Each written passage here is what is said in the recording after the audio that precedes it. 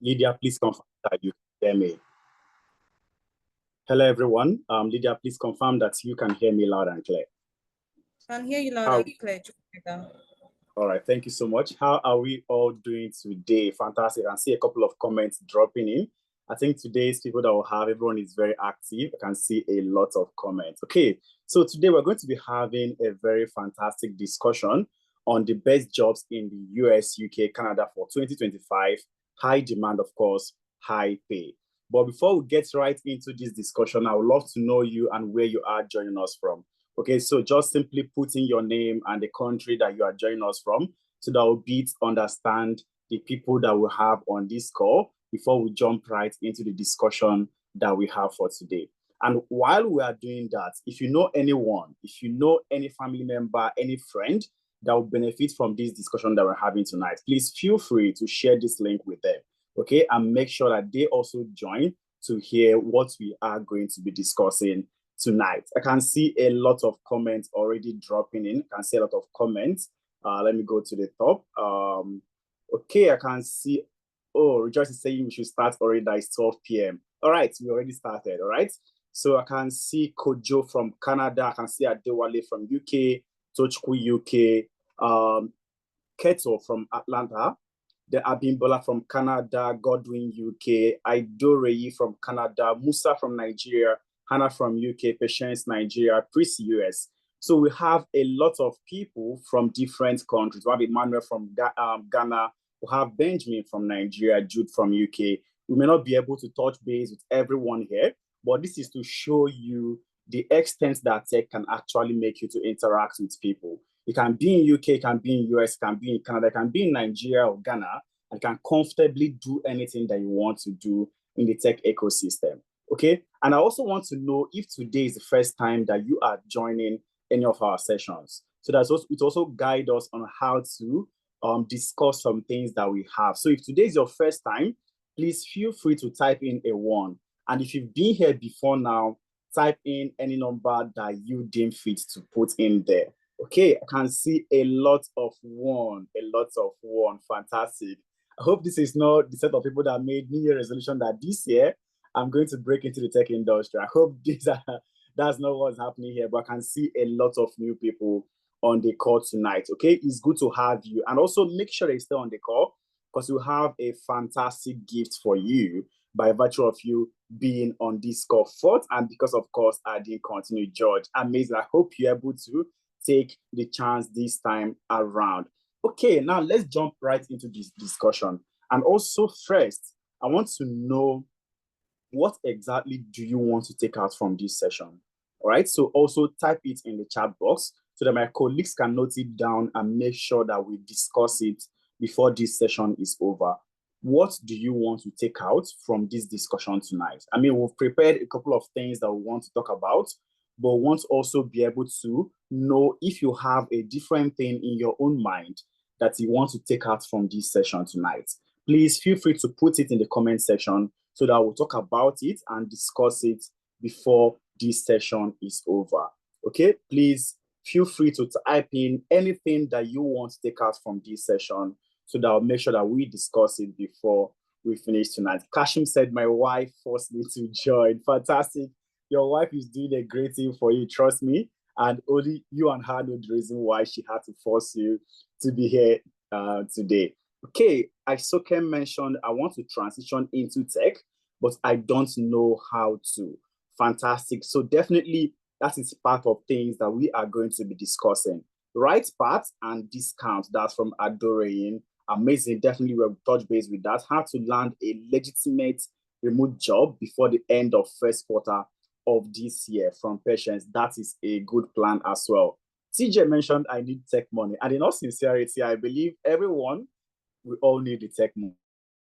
On this call, I do not need the tech money. And definitely we also touch base with some of the financial aspects that is linked to some of the jobs that you can also get out there. All right, a very clear understanding of your program and how I can benefit. Definitely we'll touch that later on. I want to transition into tech to get a job as a data analyst before March 2025 to get a job. I love the fact that some of us are attaching timelines to our own plans, because it also adds volume and weight to it. How to join data analytics or business analysis training and to land a job.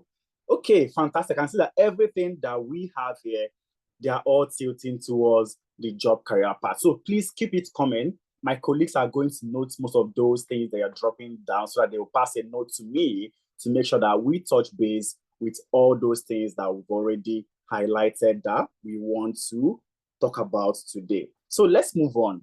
Who exactly is organizing this event tonight? So we are Tenalytics, the leading educational technology company that is helping people of the Black community to break into the tech industry. And we'll be doing this for close to 5 years now, and we've helped over 2,500 people to transition from the classroom to their first jobs in US, UK, Canada, Europe, Africa, and of course, Asia. And what we do basically is to use project-based model to teach some basic things for you to have experience with respect to them. So it's not like you coming into class to learn using theoretical method. It's not like you watching videos to have an understanding. No, you are going to have mentors that is going to put you through everything that you need in all these key areas: data analytics, business analysis, data engineering, data science, financial analytics, HR analytics, agile project management, that's the Scrum Master, cybersecurity, and also soon to come AI engineering. And if you have a different course that you're planning to also delve into, make sure that you stay on the call, because I'm going to walk you through some understandings that you need to have going into 2025. And the great thing that we also do is we bring in amazing facilitators, amazing instructors from top companies to come to classroom to teach you using this project-based model. Because the best way for you to get experience while trying to land a job is to learn using project-based model. And who am I that is talking to you today? My name is Chukwuemeka Ekpa, and I'm the CEO of Tenalytics. Over the last close to 10 years, I've been a technology business consultant, working as a GRC professional and also strategic consulting. Okay, I've worked in a couple of roles and I've helped over close to 2,000 individuals without any technical background to move and land jobs in the tech sector. I've worked as a GRC in the banking sector, head of control in a fintech organization, as a data analyst as well in a fintech organization, and also business consultant in hospitality sector. I've had experience that spans across the financial service industry, capital markets, hospitality, and right now in the educational technology sector. You can follow me on LinkedIn at Chukwuemeka Ekpa, and you can continue this discussion there. You can follow me on Twitter, Emeka_Heist, and also Instagram at Ekpa_Chooks. So we're going to jump right into our discussion. But before we do that, my colleague is going to drop a link in the comment section, okay? So the link is for us to be able to send the recording of this class and also the slide that we are using for this discussion. So once you fill the link after this master class, we are going to send the slide to you and also send the recording to you as well. So if you had any network glitch at a point, or if you drop off at any point, you can comfortably be able to watch the recording and have an idea of everything that we've discussed tonight. So please make sure that you fill the attendance form, because that's what we are going to be using to send these goodies across to you, okay? And in it also, we have a couple of comments you need to fill in for us to also know how we can be able to serve you and personalize the service specifically for you. Okay, so we have 4 basic things that we are going to be doing tonight, okay? 4 basic things. And number 1 is high demand and high paid jobs in 2025. So we're going to scratch this and understand where the high demand and high paying jobs are in 2025. And then number 2, we talk you through the pathway to your tech career and landing your dream job. I know all of us, every comment section that I read, most things that we're putting there is how do I break into the tech industry, data analytics, business analysis, financial, this one, how do I get started? So we are going to also discuss it fully and of course, walk you through the growth internship program. How do you build your experience? How do you get experience? If you've tried to apply to roles these days, you're going to see that even entry-level roles, they will say, oh, I need someone with experience in this, whereas it's an entry-level job. So how do you get the experience before getting into the job? So that's where internship comes in, and project-based learning also comes in full. So we're going to also walk you through it and then talk to you about our exclusive discount offer to you by virtue of being in our first masterclass for this year, 2025. Okay, so let's get started, okay? So 2025 have already started, all right? And I know by the ending of 2024, a lot of people made a couple of decisions. You made resolutions, you wrote on your vision board that you want to break into the tech industry, okay? But has that been coming up for you? So you can feel free to put it in the comment section. How has it been coming up for you? I want to break into the tech industry in 2025. How many of us made such resolutions this year? And not just this year, maybe last year you also said, oh, I want to break into the tech industry. Last 2 years, you said you want to break into the tech industry. And 2025, you're also making that same resolution. The most important thing that I always tell everyone is make sure that you start it strongly. Okay, if you are going to run, if you are playing football, if you are doing anything exercise, the way you start matters a lot. Okay, so not just how you intend to take it all through the month or all through the year, how you start it also matters a lot. Okay, so like you can see right here, take charge of your future and fight for the career that you deserve. Oble is over. There's my colleague that calls it OBLEE, but we normally call it Oble. Oble is over. I don't know how many of us that traveled to Lagos, Nigeria this year, or you travel to your home country for your own celebrations. Celebration is over. It's time for us to get back to business. It's time for us to jump right into all the resolutions that have already mapped out. So if you are looking to start 2025 strong, the best way to do that is to have a plan. Okay, if you are looking to break into the tech industry, the first thing that you need to know is which career path is actually for me. Okay, which career path speaks to me specifically. So I've had the privilege of speaking to a couple of people this week, and then one key thing that I've heard from all of them is I want the career path that offers me highest return on investment. Okay, but let me give you this scenario. If you bring out a fish and ask a fish, don't swim, come out and stay on the land and run, is that fish not going to die? Even though road might be the highest return on investment. Okay, same thing for any animal really that is not their natural habitat. If you bring them out from their natural habitat to a different place, there is tendency that they are going to struggle. So most important thing for you to know while trying to get a tech job is which one speaks to me specifically, which one harnesses the skills that I have in me, and not just which one is going to give me the highest return. Okay, so for instance, if you are someone that you are not okay with mathematics, you're not okay with arithmetic, you're not okay with anything that has to do with technical aspect of things, and you said, oh, I want to be a cybersecurity person, there's high possibility that you are going to struggle on that career path. Okay, unless you've made up your mind that come rain, come shine, I'm going to do what it takes to succeed in this exact career path. But if you're somebody that you don't, let me use the example that you like conversing with people, you don't mind discussing with your staff, you don't mind trying to solve problem and improve processes, you can easily align yourself towards the business analysis perspective. But if you now say, oh, my friends are moving into cybersecurity, my friends said cybersecurity is the next big thing, but you lack the basic skills, that means you are setting yourself up for failure, right? So part of the things that we are going to also be doing tonight is to explain all these career paths for you to identify the one that is specific to you, the one that is tilted to your own personal skills, so that you can easily be able to move into that career path and be able to succeed there.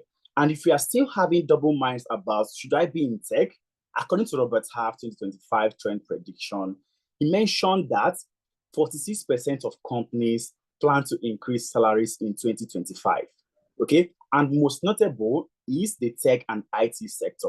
So if you're already in the tech and IT sector, I'm sure that you may have experienced some of this increase already. Okay, And what they mentioned is that this is because of they want to stay competitive in the hiring market and also be able to attract skilled talent. So most of the things that we've also extrapolated from web, we've also attached the links for you to be able to go through it personally on your own and be able to see where the market is moving towards.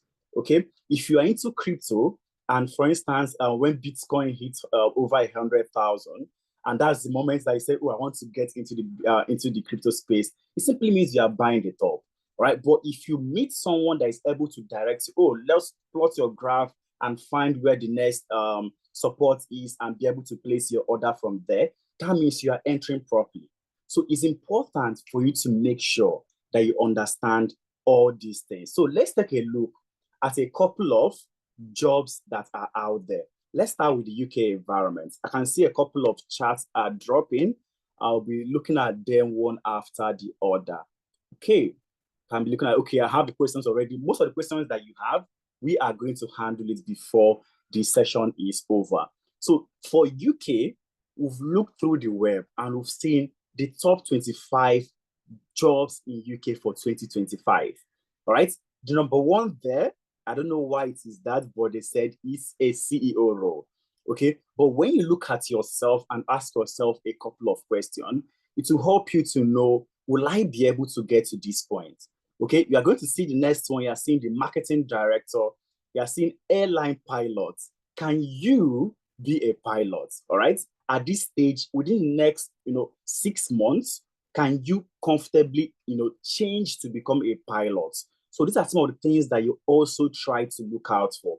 IT director, investment banker, lawyer, corporate lawyer, data scientist. So if you go through these 25 jobs that are here, you're going to clearly see that the ones that I've highlighted with black offers you more opportunity to make this switch within the next 6 months. Okay, it gives you the opportunity to break into that sector within the next 6 months. For instance, let me give you an example. If you want to be an airline pilot right now, do you think you can be a pilot and start flying airplanes by June of this year? Do you think it is possible that by June of this year, you start flying, airplanes?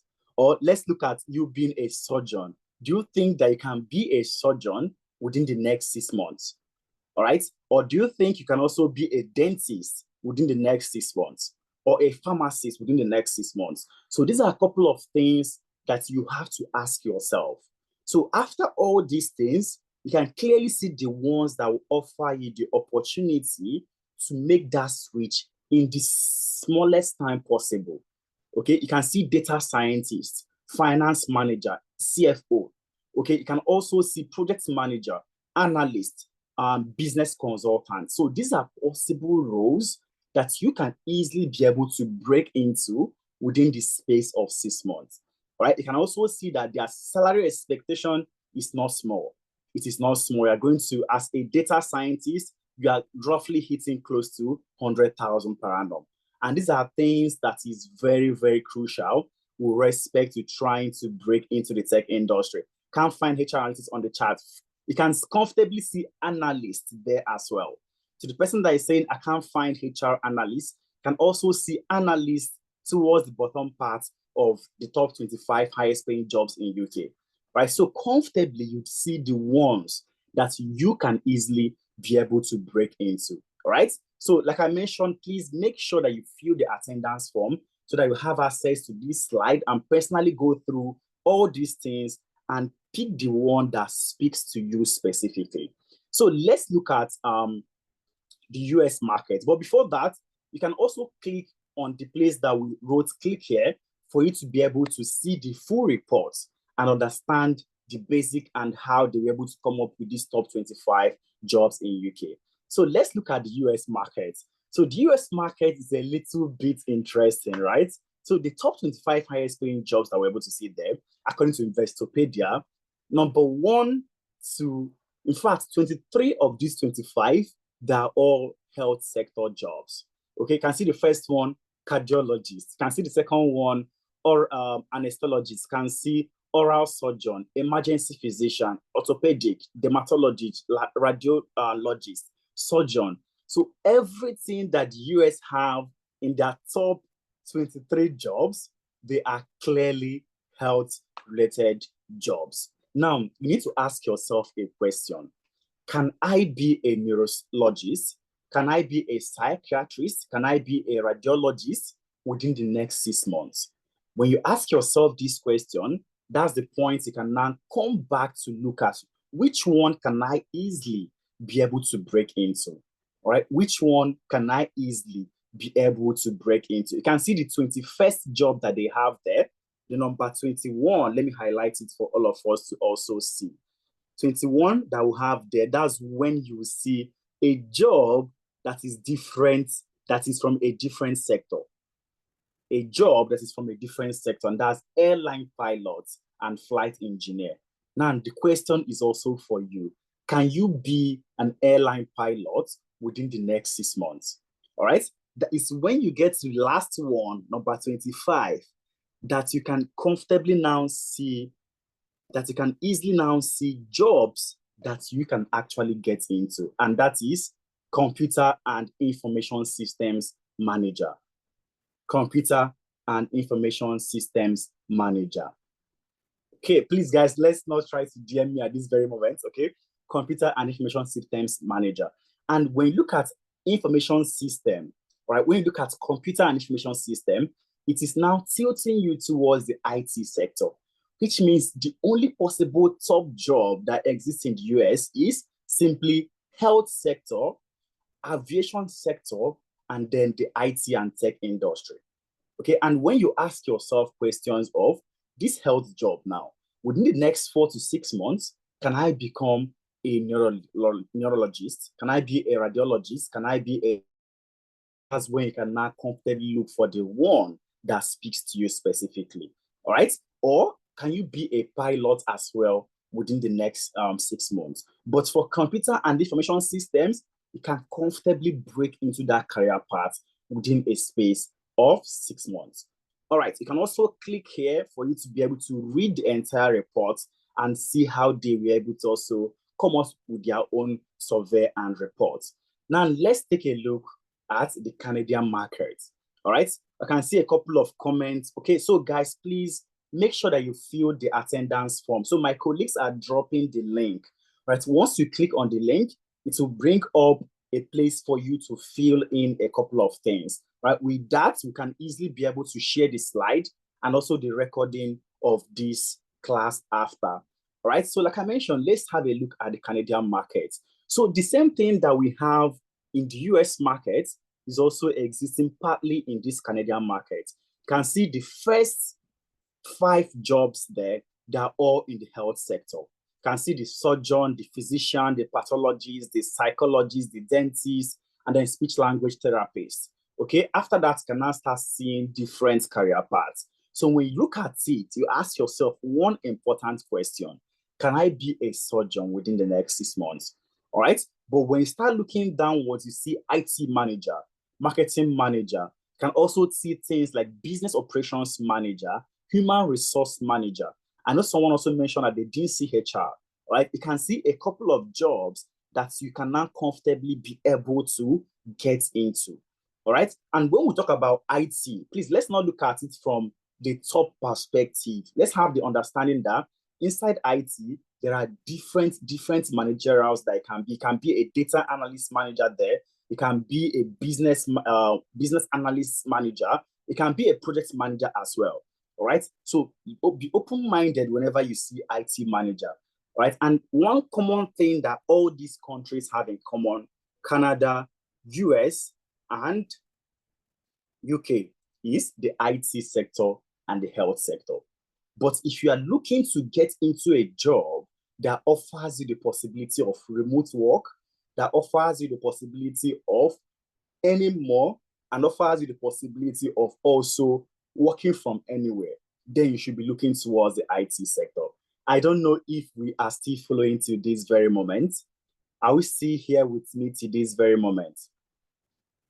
If you can hear me, please type in anything in the comment section so that I'll be sure there are people that are still under the influence of my voice. Fantastic. I can see a couple of comments dropping.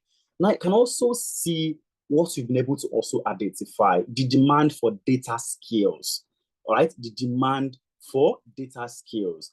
According to the UK government, Department of Science, Innovation and Technology, the demand for data skill has increased. So year on year, there are close to 178,000 to close to 250 data roles to be filled. Now, where will they get all these people? That is where you and I come in. And when you look at all those jobs that they've identified that needs to be filled, that's when I start seeing things like the data analyst, the head of data, data manager, CTO, data protection officer, chief information officer, data scientist, data engineer, so many data related courses, right? And the same thing is also happening in the US market. There is massive demand for agile project managers in the US, right? So if you're in the US and you are looking to break into the IT sector, can also look at things like the project management, because there seems to be massive demand for project managers in the US. Same thing with respect to Canada. Employers are looking for cybersecurity professionals in Canada, right? So you need to be able to know where the demand is. And once you've been able to see where the demands are, you can now be able to make sure that you build your own skill, your own path towards where your skill is fully aligned with. Okay? So the main question that everyone always asks is, how do I get started? How do I get started? Okay, so this is a very important question. You can see my screen, you can comfortably see that you need to be able to plan your move this year. All right, you need to be able to plan your move this way. The same way the guy on my screen has also made investor moves. You need to also be able to make your own moves with respect to being able to break into the tech industry. So for you to get the right career path, which I will highlight in the next couple of minutes, first thing that you need to know is, where are the opportunities? Where are the opportunities? So the tech skills to learn for you to also be able to get jobs quickly. We've been able to identify what happens in US, what happens in Canada, and what happens in UK. Even if you are joining from a different country, I know there are people that are joining from Germany, from France, from Nigeria, from Ghana, from South Africa, it doesn't limit you, right? So why we use these three main countries is because, I mean, we all know the reason why we use US, UK, and Canada, all right? Once you can comfortably see it existing in UK, US, or Canada, it means that that is where most countries are looking to also get to, right? So what we did was we analyzed all the jobs that have been posted on LinkedIn, Indeed, Glassdoor, Total Jobs, CV Library, Monster Jobs, and also Google Jobs. And for me, to be able to identify the jobs that had the last year, okay? And we analyzed them using three basic metrics. So this is very important for us to know. In case the metrics that you're looking for is not part of what will be used for our own analysis. Number one is, which one gives you the ease of learning? Right? Ease of learning from the aspect of, oh, before now, I used to be an administration manager. Can I easily learn data analytics? All right. Can I easily learn blockchain development? Can I easily learn robotics engineering? So we use one main important criteria. Number one of it is ease of learning. So that course has to be able to have the ease of learning. And then number two is ease of transitioning. Okay, if I'm moving from a career path, I used to be a teacher, but now I want to be in the tech industry. Are there transferable skills that I can easily transmit from my teaching jobs that will help me to break into the tech industry? That's where ease of transitioning comes in. So are there jobs that also offers me that ease of transitioning? And number three, which is the most important thing that everyone on this call wants to hear, high rewarding salary. Okay, high rewarding salary. And after it, we're able to come up with these 8 career paths. We're able to come up with these 8 career paths that we've been able to identify as meeting all these criteria that we've said. One is ease of learning. Number two, ease of transitioning. Number 3, high rewarding salary. And what are these career paths? What are the 8 career paths that will help you to land a job fastest? Even if you are in US, you are in UK, you are in Canada, you are in Germany, you are in Nigeria, you are anywhere on earth. These 8 career paths can easily land you a job in the tech industry. Number 1 is business analysis. All right. Number 2 is agile project management. Number 3 is data analytics. Number 4, data scientist. Number 5, data engineer. Number 6, cybersecurity analyst. Number 7, financial analyst. And number 8, HR analyst. I don't know whether your own career path that you've already selected in your head that you want to break into, is it part of the jobs that are here? So let me hear from us. Which one have you before now made decision that this is where you want to break into? Let me see people that have been able to also identify their own path so that we can also be able to have discussions around that. So where have you personally selected for yourself? Let me see where you have already selected. So let's put it in the comment section, the place that you've identified that you want to transition into the tech industry from. And if you've not selected anyone yet, I'm still going to explain all these 8 career paths for you to understand what each of them means, for you to understand what their role entails, because these are things that will now guide you with respect to how you can break into the industry. So let me check and see the people that are leading. Femi, business analysis, God's will, data science, Nanman, business analysis, Adewale, BA, Patience, cybersecurity, Rejoice, cybersecurity, Kojo, agile, project management, Victory, data analytics, Abi, HR, Adebanke, business analysis, fantastic. Business analysis, cybersecurity, data science.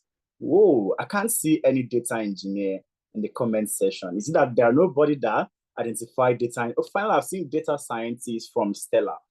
Fantastic. Stella, data science. Abibat, data science. TJ, data science. Fantastic. So I've not seen any data engineer. Okay. All right. So I'm going to explain what all of them entails. I'm glad that some of us have been able to identify our own path. I'm glad that we've been able to identify our own path. Now, for people that have not been able to identify their own paths, we still explain all of them for you to be able to make informed decision and choose from a place of your strength. So what do we do after we've identified these 8 career paths? Because we know that in the next coming years, there are jobs that are going to grow and there are jobs that are going to decline. So what we did was to seek external validation to be sure that these jobs that in the next coming years, that they are going to constantly be in demand, all right?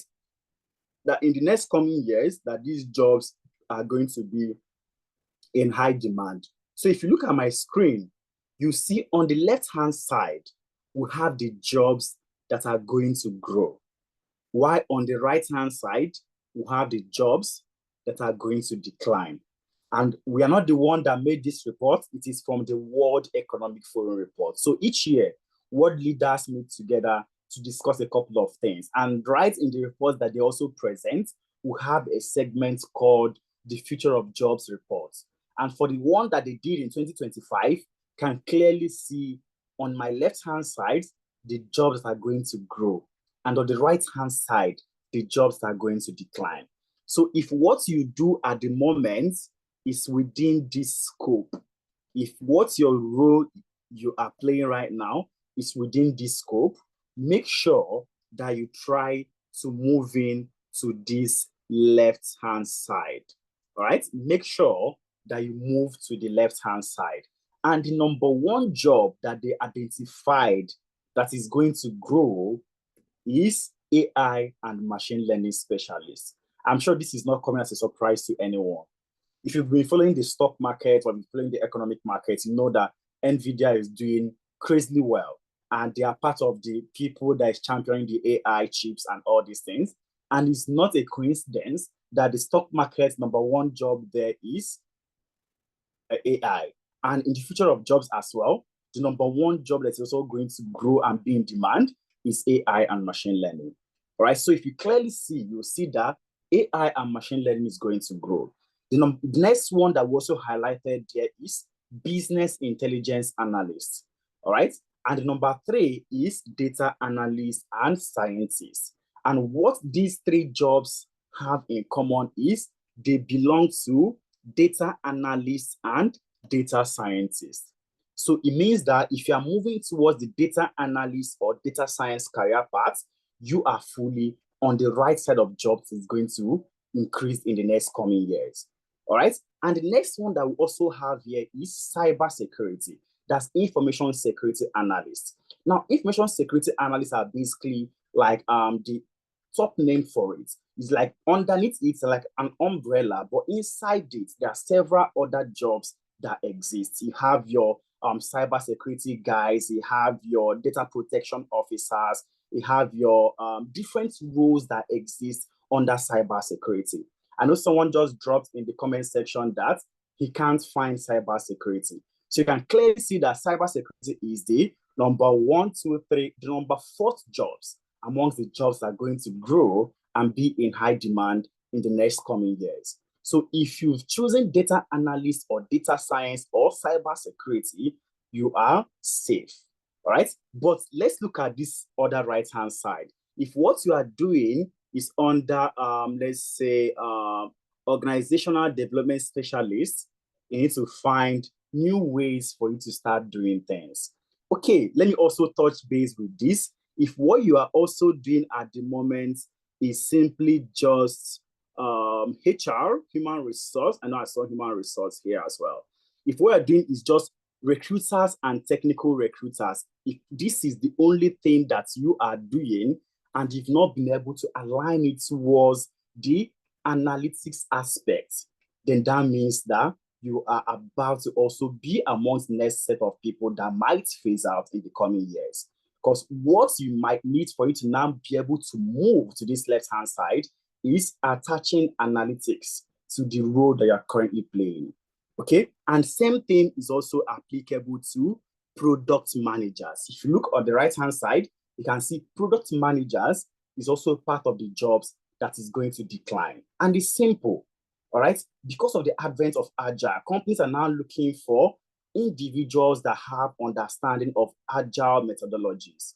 So if you've not been able to upskill yourself towards that aspect of Agile methodology, that means that you are also going to be amongst the product managers that are going to decline, right? And I'll show you the reason why product managers are also declining and why Agile product managers are also on the increase. Let's continue. I hope we are still following till this very moment. I hope we are still following this conversation up till this very moment. Remember, for you to have access to all these things and also be able to get the recording and the slide for this discussion, please fill the attendance form that my colleague Lydia just dropped in the comment section. So by the end of this conversation, you can comfortably be able to go through this and be able to identify the one that is speaking to you directly. So the other part of jobs that are also going to grow is we have the big data specialists, we have the data engineers, and we have the database architects. Now, the heading that captures all these roles, that is the data engineer. So I was surprised when I asked the jobs that we've already selected and nobody selected data engineering. I know I saw all the other courses, I saw all the other career paths, but nobody selected data engineering. Is there any reason for that? I mean, I'll still explain what data engineering is all about so that we can now be able to know whether that is a fitting role for ourselves. And lastly, on this page, we also have the process automation specialists. And these are the business analysts that tend to improve and optimize the processes that exist in your companies. Now, in between all these jobs that we've selected that is going to grow, remember, there are things like blockchain developers that exist here. There are things like robotics engineer that exist here. But is it part of the jobs that we are offering? Is it part of the courses that we are offering? The answer is no. And what is the reason for that? Remember what we said. Remember what is said at the beginning, that we use 3 basic criteria: ease of learning, ease of transitioning, and high rewarding salary. Now, if you look towards robotics engineer, will it give you high rewarding salary? 100%. But is it a career path that you, that is moving from being a customer service person, can land within 4 to 6 months? I will leave you to answer that. So is there anyone here that think that they can break into robotics engineering within 4 months to 6 months? Now you can clearly see the reason why we don't offer all the courses that exist on the left-hand side. Because things like robotics engineering, blockchain developers, and there's several other courses there, you will not be able to move into it within the space of 4 to 6 months. Remember when we looked at the top jobs that exist in UK, US, and Canada, we're able to see, okay, you can surgeon. I mean, if you're a surgeon, if you're a dentist, they are high rewarding roles. But can you be able to get into them within a space of 4 to 6 months? So if you are looking to make a move that will better your life within the next 4 to 6 months, then you should be looking towards this tech career path that I've been able to identify here. Now, let's look at the other page. Now, right here, you can also see agile project managers, and that's the project managers. Now, clearly, this is the reason why there's a decline in product managers, because some product managers do not have understanding of agile methodology. All right, so companies are now tilting towards, I need someone that should be able to work iteratively and have understanding of both aspects of things. And that is why product managers are also on the rise. And then moving on, you see data engineers again, and cyber security, and also financial analysts. Someone needs to be able to make sense of your data. The same way we have database and network professionals, where someone needs to build the data architecture, data pipeline for it to flow easily. Cybersecurity guys need to be able to protect the digital data that several companies are churning out. Financial analysts are also there to make sure that companies make sense of their financial data. 99% of companies go into business to make money. So which means that someone needs to be able to tell them, oh, if we continue doing this thing that we did last year, we are going to be at loss. We need to change a couple of things for us to improve the health of our finances. And that's the reason why financial analysts will constantly always be in demand. Financial analysts will always be in demand. If you look at the right-hand side also, you're also going to see the other jobs that are going to decline. I know someone mentioned that at the moment that he or she is an auditor or compliance officer. I can 100% relate to that. When I started my own banking career as well, I started from internal control, internal audit, compliance, before I moved to GRC, because I mean, that's where it links with tech industry easily. So most important thing I also tell everyone is try to also find the link between what you are doing at the moment and what exists in the tech industry. So if you're an auditor, if you're a compliance person, if you're a lawyer and you want to break into the tech industry, there's a possibility of you moving into tech industry using GRC or data protection. All right. So once you identify that link, the bridge between what you are doing, the transferable skills that also exist in the tech industry, it gives you that ease of transitioning that we talked about. So it can easily be able to help you to move into the tech industry. And like I said also, that you are looking for data analytics roles, or that you want to be a data scientist, or that you're looking to be a data engineer or cybersecurity person, it doesn't end there. All right. These are all the main headings for these jobs. All right. They are the main headings for these jobs. Under data analytics, there are people that will mention, oh, I want to be a sustainability analyst, or I just want to be a procurement or logistics analyst. They are all subsets of data analytics.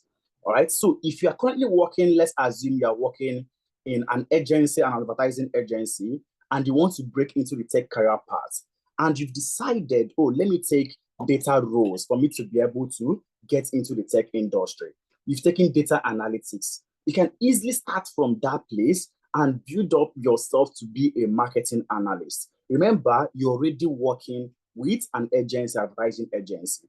Same thing with logistics. Maybe you are working with a logistics company, or you're working in the supply chain industry, and you've taken data analytics role. can easily transition from the role that you're playing in to becoming a procurement analyst, a logistics analyst, a supply chain analyst, and so much more that exists under data analytics. So it doesn't mean that once you are done getting data analytical skills, there can only be a data analyst. No, you have opportunity that is in different places for you to play in. Same thing is also applicable in all the career paths. If you are a cybersecurity professional, it doesn't mean that you're going to only look for roles as a cybersecurity analyst, no? So you can comfortably also work as an IS analyst, that's information security analyst. You can work as a network security engineer. You can work as a pen tester. You can work as a security architect, and so much more. Same thing we have in the business analysis role. If you are a business analyst, you can comfortably also work in roles that exist in all these other career paths and so much more as well, which means you can be a process analyst, you can be an improvement analyst, you can be a change management analyst, and of course, an operations analyst. So you are not limiting yourself to just that heading, business analysis. If you decide to be a financial analyst, you can also have other roles that you have there as well. You can also have other roles that you have there also for you to be able to break into. I can see a couple of charts dropping in before this session is over. Trust me, we must have scratched that question that you have. So we are going to touch base with everything. And after that, we can now take questions from anyone. You can unmute or drop in your comment section and we will pick it up from there. But for now, let's try to walk through all the things I've identified that we are going to give to you tonight. All right, so moving on.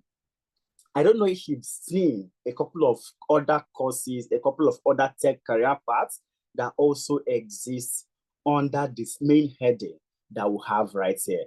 I don't know if we've been able to see some of those things. Let me take a look at HR analytics, all right? Because you can see that amongst the jobs that is going to decline, we have recruiters and technical recruiters amongst the jobs that is going to decline. But when you carry out HR analytics skill and you can now comfortably attach analytics to what you are doing, it can be able to move you to the left-hand side and be amongst the jobs that is also going to grow.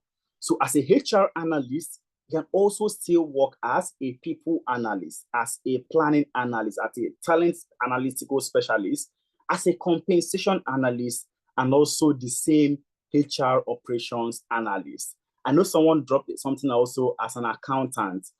As an accountant also, there exists the financial analytics space because your accounting at that moment is no more debit credit at the moment. Can you be able to analyze financial statements and bring out your key performance indicators for your company to make an informed decision from it? So that's where financial analysis comes in. How do you use Excel, Power BI, SQL to perform all these analyses? And when you're able to master the skill, you can now comfortably break into working as an investment analyst. If you're looking to be an investment banker, that might be the perfect fit for you. I can now move into credit analyst role, can move into financial planning role, that's FP&A analyst, and they can also be a corporate financial analyst. So that is how all these career paths, we have different subheadings that you can comfortably also be able to get into. And for you to be able to land this job, it is very simple and also very hard. There is simply 3 things that you need to do. Number 1 is learn. Number 1 is learn. Someone reached out to me on Instagram and said, oh, I'm looking to intern for something relating to business analysis. I need you to be able to help me out. And I asked the lady a question. Do you know how to do process mapping? Do you know how to use draw.io? Do you understand the elicitation method? And this person said, no, I don't even have any experience in any of these things. And that is where the challenge always is. We want to get into a sector, but we are not willing to learn the skills that is needed for those sectors. All right, so no company, whether it is for internship opportunity or for anything at all, is going to take you without you having an initial knowledge in that space, right? Even if it's an internship pro, even if it's a free internship that you're coming to give them, no company is going to take you for them to expense on you without you giving back to them. So there is what we call heavy investments when you are investing in your employees. You are investing in a place that you know is a fertile ground. Oh, this person has Excel, Power BI, SQL. If you bring him on board, he can actually be a data analyst. But if you are bringing someone that has zero skill, it means that you are going to spend your time, you're going to spend your money to get that person up to speed. And companies these days, they are not willing to do this. Okay, so the first thing you need to do if you are looking to land a role this Q1 of 2025 is you need to learn. So like we've mentioned, all those in-demand skills, next thing that you need for yourself is to choose a career path that speaks to you ideally, okay, and learn. The number two is packaging. Packaging is very, very important. Packaging is as important as learning. Please, can you talk a little bit about your cybersecurity? We are still going to talk about all the career paths. I've not even talked about anyone yet. We'll talk about all of them. Packaging is very important as learning the job. How do you build your CV? All right. So if you are looking to get a job now, your CV is going to get to that company even before you come there to defend yourself. So if you are not able to package yourself, you may not even be able to get to the door. You need to be able to optimize your LinkedIn for you to be visible, for you to be there. Okay. And same thing, number three is apply. So three main things: learn, package, and apply. Apply aggressively. I was reading a survey last year, and it said that for you to land a job, you need to be able to apply to 27, for you to land one job interview in a month, you need to apply to 27 jobs every week. You need to apply to 27 jobs every week for you to land one job interview in a month. And this is someone that already has the skills and everything they're looking for. If you add everything together, 27, 27, 27, 27, that's over 100 jobs that you need to apply every month for you to land one job interview. Now, this is not because you lack the skill. This is not because you lack the packaging. It's simply because there are other people also applying for these roles. So it is now a numbers game. So if you apply to one job, two jobs, and you feel, oh, I'm supposed to get it, it might be tricky for you. So if you're looking to land a job, these three things are what we identify that is going to help you out. One is learn, two is package, and three is for you to apply. And these are things that some of our past students has been able to implement that also help them with respect to landing their own roles. You can see ICMAT. ICMAT moved from being a full-time stay-at-home mom to landing a role in data analytics that also gave her visa sponsorship. And her own story is actually an interesting one. And I think I might have to play her video for us to also hear from her mouth how she was able to make the move. Okay, so let me quickly click on it for us to hear from ICMAT and see how she was able to also make her own move. So that it's not just me speaking at this very moment. Just a second, and it's going to come up for us to hear from her. So just I have 12 emails, 30 messages, and a proposal due by 10. How am I already underwater? I'm in the same boat. Hi everyone, my name is Ikmat, and I was with the March cohort in Analytics, and joining Analytics has been the best decision so far. You know, for me, someone coming from a background of full housewife, because I had to stay back home to look after my child for 4 years, and then wanting to break into something new, wanting to go back into the workforce, you know, wanting to place myself in the society for better job opportunities. So it was a lot. And then I'm glad that Analytics came along, and then they presented me with so many opportunities right in front of me, better opportunities. And then I'm glad I took it. And then also the advice of do not sell yourself short, that Effie is always saying, it is very, very valid, because place yourself right, don't sell yourself short. It's a very, very, very valid advice. In Internalytics, they will hold your hands like a child, through the modules. You have the opportunity to go back and study. You have the opportunity to go back and practice. You have the opportunity to ask questions. You have people you can always go back to, even outside of class hours. It's the most amazing experience so far, really. And then another thing is the interview prep, guys. That is another very important thing. I did my interview prep with Mr. Mohammed, and it is the best decision ever, because it was like he saw into the future. He knew what was going to be asked, and I'm glad that I wrote down all the things he mentioned. I went back to practice, and then when it was time for the interview, it was like everything he was mentioning, everything he mentioned, it was just they kept on. And then when I was answering those questions, I was so confident, because I already practiced. I did an Excel test, I did a maths test, and then they were really impressed. And another thing is, guys, it may not come as fast as you expect.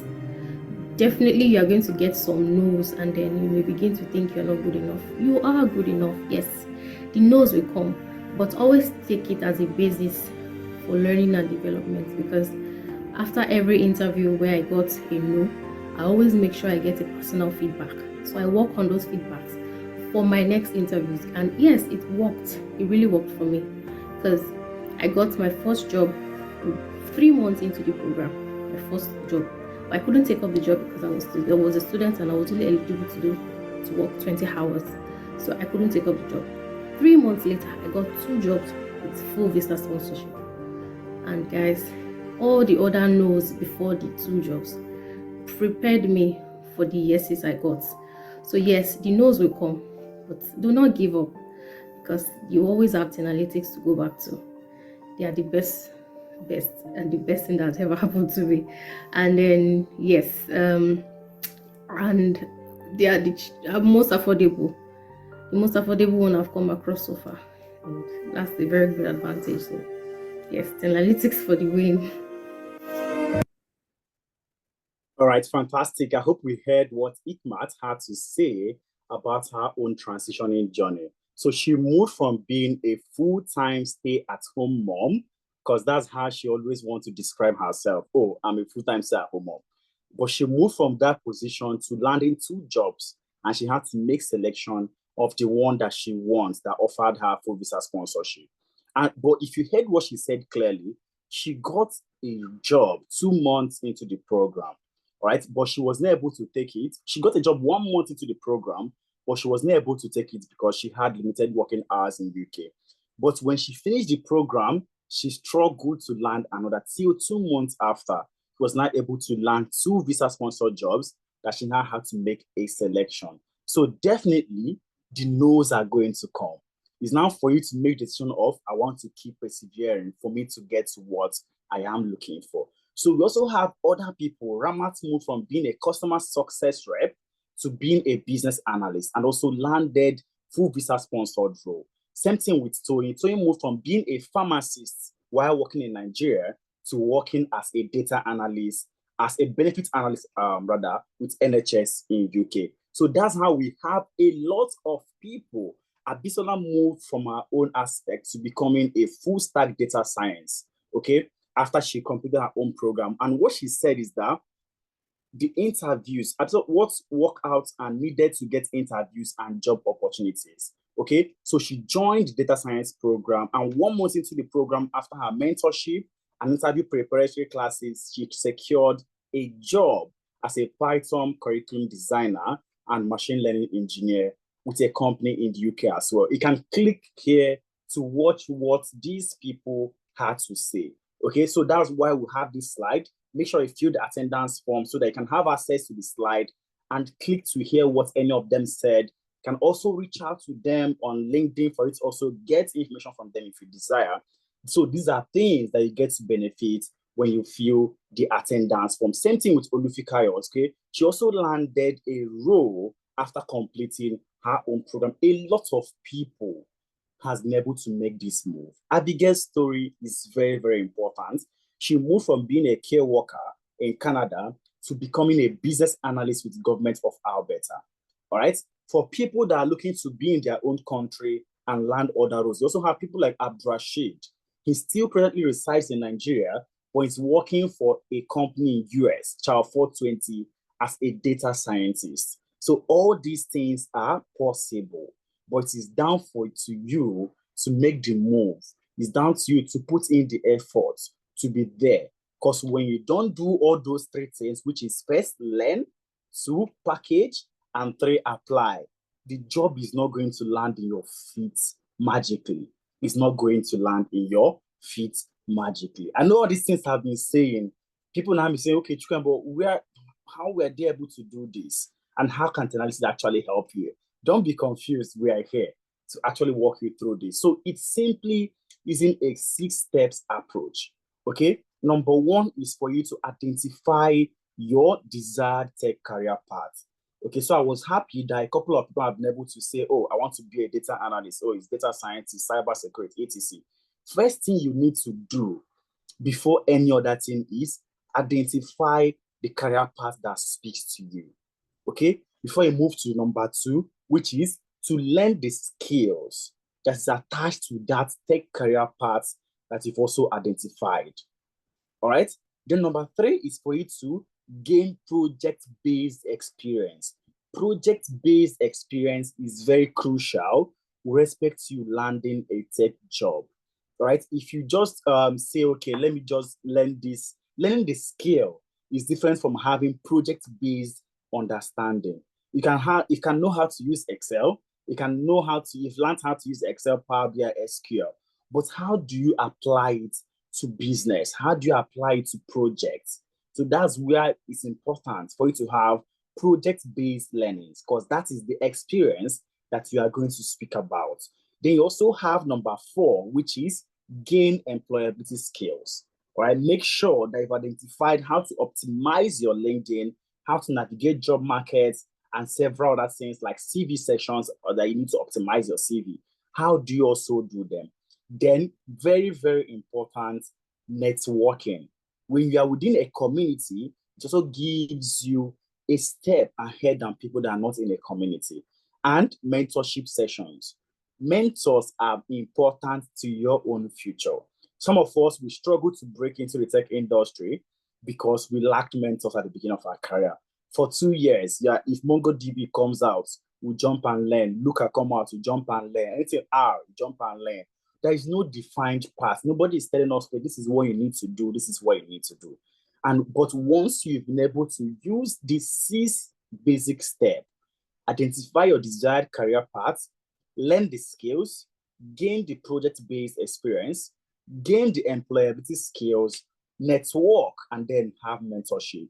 That will bring you to this last step, which is you have gotten the job.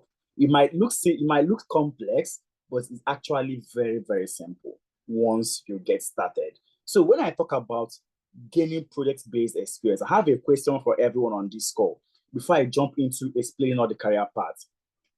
You have a car and your car spoils. Are you going to give your car to someone that is saying, oh, I'm a mechanical engineering graduate from Harvard University? Or will you give it to someone that is saying, oh, I'm an experienced mechanic. I've worked on Toyota, I've worked on Aston Martin, I've worked on Benz, but I don't have a degree. Who are you going to give your car to repair for you? Let me hear what you have to say. This or that. Who are you going to give your car to? The person mentioning, oh, I'm a graduate from Harvard Engineering first class. Or the person saying, oh, I'm just a roadside mechanic. This is my mechanic workshop. I've repaired Benz. I've repaired, Aston Martin. I've repaired Toyota, and so on and so forth. Whom are you going to give your car to? Okay, let me see what people have to say.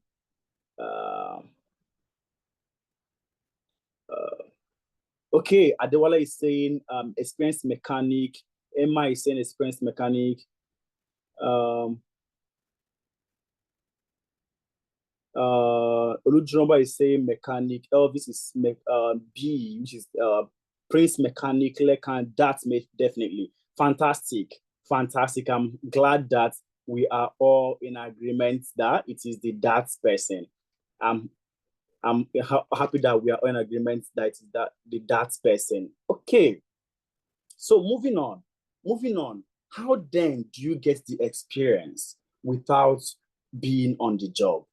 You are still looking for a job, you don't have the experience yet. How do you get the experience that you are looking for, that recruiters are saying you need this for you to land a job? That is where project-based learning comes in. It is important that no matter the career path that you're going into, you need to have a portfolio to show evidence of work, evidence of projects that you've done in the past. And this is what separates you from every other person out there. Okay, this is what separates you from every other person out there. Okay, so this is a portfolio of a data analyst. And if you scroll down, you can see a couple of projects that she worked on. The first one you can see here is Deep Care Hospital ER Visit Analysis. And the other one is Redox Airline Flight Analysis. The other one, Express Tech Food Delivery. We have Nestle Product Analysis, have Zenith Electronics Analysis using SQL, and others. Now, what this means is that this person has been able to work on projects in the health sector, worked in the aviation sector, worked in supply chain industry, worked in FMCG, and also the technology space. And it means that they have experience from 5 different sectors of the economy.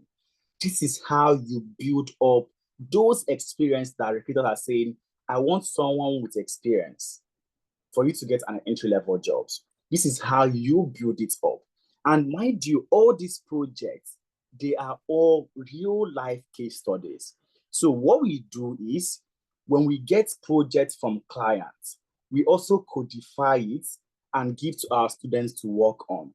So indirectly, you are working on a real-life project without knowing the actual client is meant for, because we can't bring the GDPR law or NDPR, depending on the country that the project is coming from. But most projects that you are going to be working on, they are all real-life case studies. So let's have a look at this Deep Care Hospital ERS analysis. So once you come to the person's portfolio and click on the link, you can easily be able to see what they've been able to do with respect to that project. So you can see this person's Victoria Uchemado's portfolio, what she did using Tableau Public for ER hospitality analysis. She can comfortably speak from a place of experience. Oh, hi recruiter, while I was consulting with analytics, I was able to work on a project that involved hospital ER analysis, where I identified number of patients to be close to 10,000, and their average years was 40 years, and the average waiting time for these people to be attended to is 35 minutes. And what my pain point was as a data analyst is to find a way to reduce the average waiting time from 35 minutes to 15 minutes. So I was able to find where the bottlenecks are, and I did this, I did that, and I was able to improve the average waiting time from 35 minutes to 17 minutes. And because of that, it increased the turnover of our patients and also increased our revenue. So when you speak like this to your recruiter, they are going to know that you understand what you're actually talking about. But if you don't have project-based understanding, you will lack the experience for you to explain all these things. So the same way you've had experience in the health sector, that same way you're going to work on projects from different sectors of the economy. And that's how you move yourself from being just someone with university degree to also being someone with university degree and experience. Because these are things that is going to help you with respect to landing your jobs.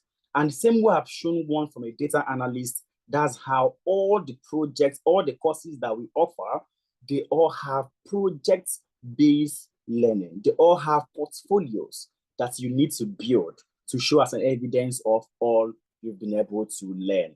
And let me ask you one question now. If you are a HR person and someone has come to for them to be hired, you are interviewing people, you've seen someone, oh, this person first class from University of Hull, and this other person attended a different university but have experience from this place, health sector, projects that they worked in the aviation sector, projects that they worked in multiple sectors, and they have a portfolio to show for it. Another person is just, oh, I'm a first class graduate from University of Hull. Whom are you also going to give the job to? When you're able to answer that question, you can simply now tell yourself the truth why you've been struggling with respect to landing jobs. Okay, I know earlier on someone mentioned, oh, I'm a Scrum Master, but I've not been able to land a role. And that's why I'm looking to get another job. I can't remember the person that typed it in the comment section. I don't know whether she's still on Discord till this very moment. As a Scrum Master also, let me use that as an example. Do you have experience using Confluence? Do you have experience using Jira? Do you have experience using Trello? Do you have evidence of projects that you've done using all these things? All right? So these are how you present yourself to show that you have experience for you to be able to land that role. So just getting the skill or just getting the degree is not enough. In fact, in the tech industry, skill, experience supersedes any degree you can get anywhere. You can quote me anywhere, anytime. Even if business analyst wants to hire now, and it's a high-level business analytical roles that are looking for someone that has CBAP, all right? For them to look for someone that has CBAP, you must first know how to do process mapping. You must first know how to do elicitation method. You must first know how to do requirements fundamentals. You must know how to do agile and projects using agile Scrum for projects. So it's not just about, oh, let me go and get certification and get hired. No, you need the skill and the experience. Certification is important, but it is not the most important. The most important thing that you need is skill and experience, and then certification can follow later. All right, so it's more like you are putting the cart before the horse.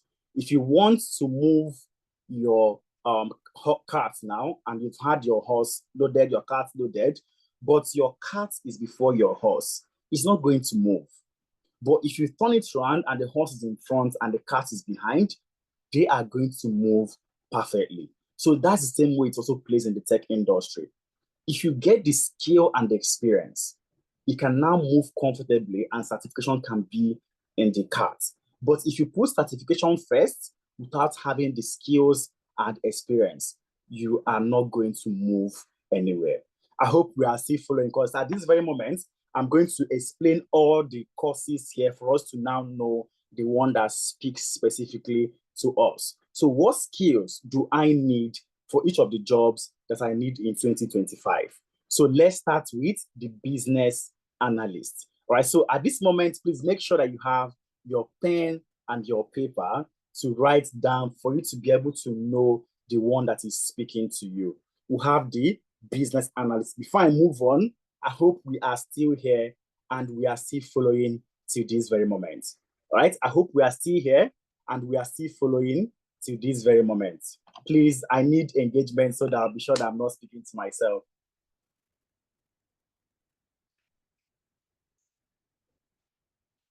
Fantastic. I can see a couple of comments dropping. Fantastic. Okay. I'm now in full flow, knowing that people are still listening to what I am saying. So let me start with business analyst. Who exactly is a business analyst? All right. So business analysts are people that come into the company to improve the existing processes and optimize it to make it better. All right. So let me repeat that. Business analysts, there are people that come into the company to improve the existing processes and optimize it to make it better. Okay, they also serve as the middle guy between the non-technical stakeholders and the technical stakeholders. So the technical stakeholders are the engineers, front-end engineer, back-end engineer, quality assurance person, while the non-technical guys are the CEOs, CFOs, CTOs, all the C's that I can think of in any company. So business analysts are in between, making sure that information also flows seamlessly from both parties. Okay, so you are going there to improve processes and make it better for customers to have a better experience, which means you need to have a people skill. So if you are someone that you don't mind interacting with a lot of people, you don't mind speaking to your colleagues. So if you are part of the people that, oh, you don't speak to anybody in your company, you don't want to speak to anybody, you have issues communicating, business analysis is not for you. All right? But if your communication is strong, if your human relationship is strong, and you also want to improve processes and make it better, then you need to be looking towards business analysis. right? So people that can fit in here might be you've been a teacher, you've been a an auditor that used to review what people are doing and improving it. You are used to being an administrative person, you're a lawyer. Any of those skills, any of the jobs that you've been doing that involves you to speak to people, so you don't have issues communicating at all, business analysis will be 100% for you. And part of the things that you are going to be learning is, number one, Excel, Power BI, and SQL. All right, so these are also data analytics tools. So you are not going to dive deep to learn it the same way a data analyst is going to learn it. No, you are going to learn it in a way that when you see data, you can easily be able to interpret and understand what it's saying. All right, next one is process mapping. You need to be able to understand how you can use Lucidchart or Draw.io to map out the customer journey. All right, let me use for an example, as of 2011 or thereabouts, 2008, 2011, if you walked into any Nigerian bank, you are going to notice long queue. So what happens when customers walk into the man trap door? They queue up, and then when they go to the teller points, they pick a form, go back to a desk, fill it, and then come back, queue up again to perform that exact transaction. Business analysts have identified all these processes and mapped it out, and they're not asking themselves question, how do we improve this and remove the people from the banking hall? That was the advent of the first separating bulk deposits from minor deposits. So if you're coming to a bank with anything above 500,000, they will take you into a room for you to now stay their account and then be attended to. And then if you're depositing things that is very less, you can stay in the counter straight. Did this work out? No. And they optimized again towards agency banking, which means you can now perform activities using some agents that they have distributed across the country. Now, this is them constantly looking for ways to improve the process. And then next, the advent of mobile apps, internet banks, and several other transaction platforms you can use for a transaction. These days, you can even transact using your social media. All right. So that is how business analysts think. Constantly, they're looking for ways to improve the processes. So you're going to learn process mapping. You're going to learn product initiation planning because you're going to be in tons and tons of meetings. And you're also going to have understanding of Agile and Scrum for projects. Then you understand software development life cycle and requirements fundamentals, and also elicitation method. How do you elicit information from all the parties involved for you to be able to pass messages evenly within the system? And then we also learn stakeholder analysis and engagement, and then ChatGPT for business analysis. So tools that you'll be learning: Excel, SQL, Power BI, Lucidchart, Draw.io, Trello, Confluence, and of course, Jira. Then ChatGPT. The learning timeline is on Saturdays alone. So you have your live classes on Saturdays, 11 a.m. to 2 p.m. West African time, and then the evening class, 6 p.m. to 9 p.m. West African time. It's not both, it's one or the other, right? So either you're in the morning class or you choose the evening class. The morning class is suitable for people in Europe, UK, and of course, Africa, while the evening class is okay for people in Canada and also United States, okay? Then on Sundays, you get self-paced watch me do it videos. So you have live classes on Saturdays, and then Sundays, you get self-paced watch me do it videos. The learning timeline is 8 months. So there are two learning options. There is the 8 months learning timeline, there is the 12 months learning timeline. For the 8 months plan, you are going to learn immersively in the classroom all these key learning areas for 6 months, and then have an internship experience for extra 2 months, okay? For the 12 months timeline, you are going to have an immersive classroom learning for 6 months, and then have an internship experience for 6 months. Remember, internship experience is also the place where you get to be able to interact with other people existing in the tech industry, work on more projects. They are all virtual internship. Work on more projects for you to be able to show more experience of things that you've been able to do. And like I communicated earlier, companies are looking for people that have experience. So the person going for 2 months internship may not work on up to the project that the person going for 6 months internship is going to work on. All right. So that is the difference. The classroom learning is 6 months, while the internship experience, one is for 2 months and the other one is for 6 months. I hope you understand whom a business analyst is right now. Then we also have the agile project managers, that's the scrum masters. Now, these are people that come into the business to serve as coach and leaders within a project management team. So they are there to facilitate and guide everyone with respect to what they are going to be doing. And for you to be able to get to this level, you need to have understanding of project management, right? So if you are looking to break into the tech industry and you are looking to serve as a leader and you want to get to a career path where you are not doing anything technical, in fact, we call this the no-code area in tech. So you are not writing any single line of code. All you have to do is understand agile methodology and make sure that everyone within the project team is working using agile methods. Okay, once you have understanding of agile method, can comfortably be able to work as an agile project manager. And if you're running away from mathematics, running away from anything code or script or Excel or analytics, then agile project management is for you. But the catch is this: you are the leader and coach. So if you are not someone that should be able to chest responsibilities and look at for your team members, then this position may not also be for you. So it is for people that can serve as coach, as leaders, as facilitators within a team. But there is no technicalities, there is no math, there is no arithmetic. It's 100% understanding of your agile methodologies. Your key learning areas is introduction to project management, where you have understanding of both the waterfall aspect of project management and also the agile aspect. Then you move on to understanding your skills and communication that is needed for this, and then the fundamentals of agile and scrum before you move into your scrum artifacts, your product backlog, your sprints, your increments. For you to do product backlog, let me use cooking jollof rice as an example. If you want to cook jollof rice today, you first of all identify the ingredients that you need: your oil, your water, your onion, your rice, your pepper, your salt, etc.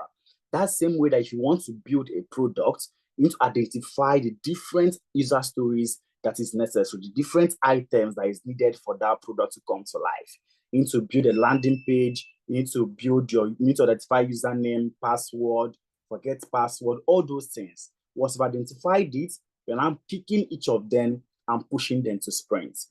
Okay, so you also will walk through advanced Scrum and Agile practices, and then how do you use Jira, Confluence, and also Trello end to end for you to be able to track your projects.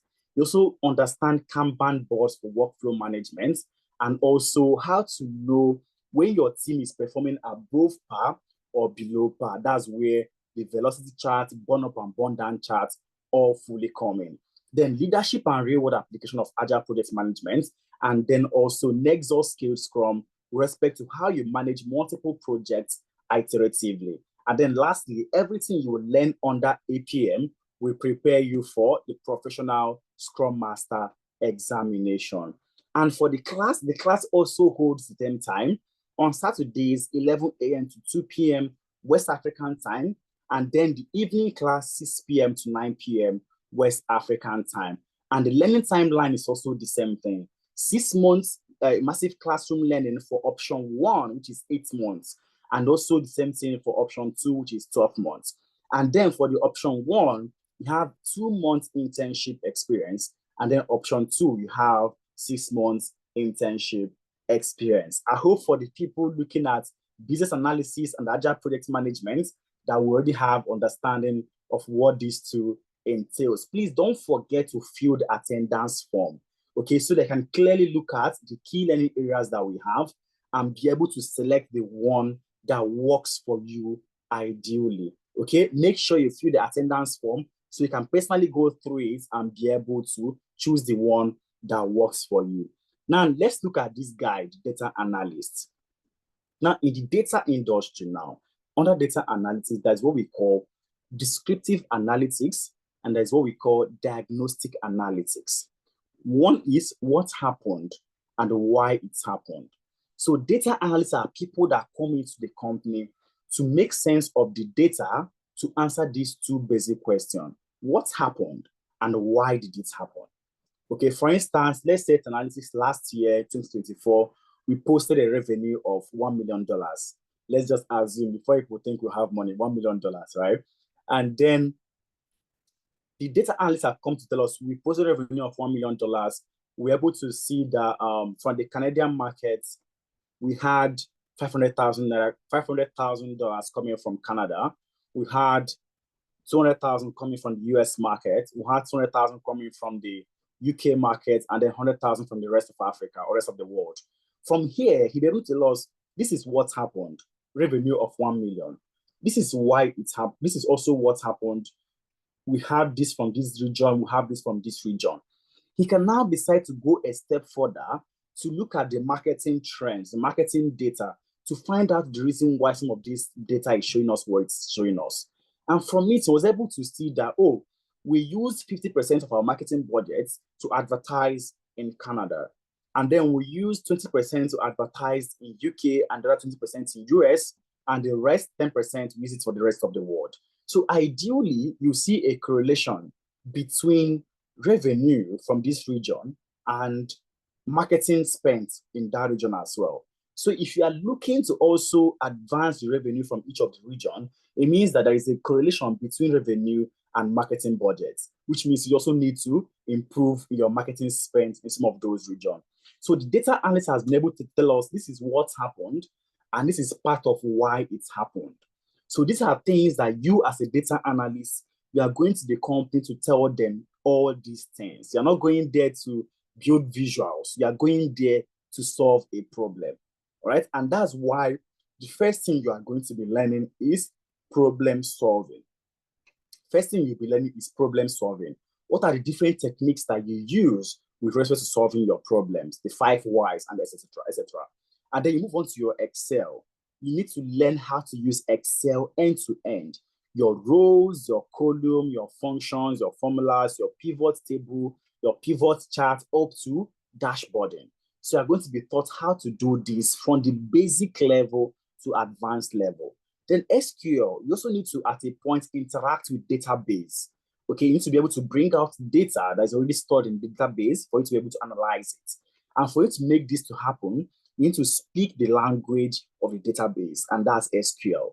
So you're going to be taught how to use SQL and then Power BI and Tableau for you to show visually appealing data in a manner that people are going to easily understand what you are saying. Power BI and Tableau is important because it allows you to build those visual appealing data and for you to also be able to analyze bigger data sets that Excel may not be able to handle for you. Then you need to also know how to tell a story.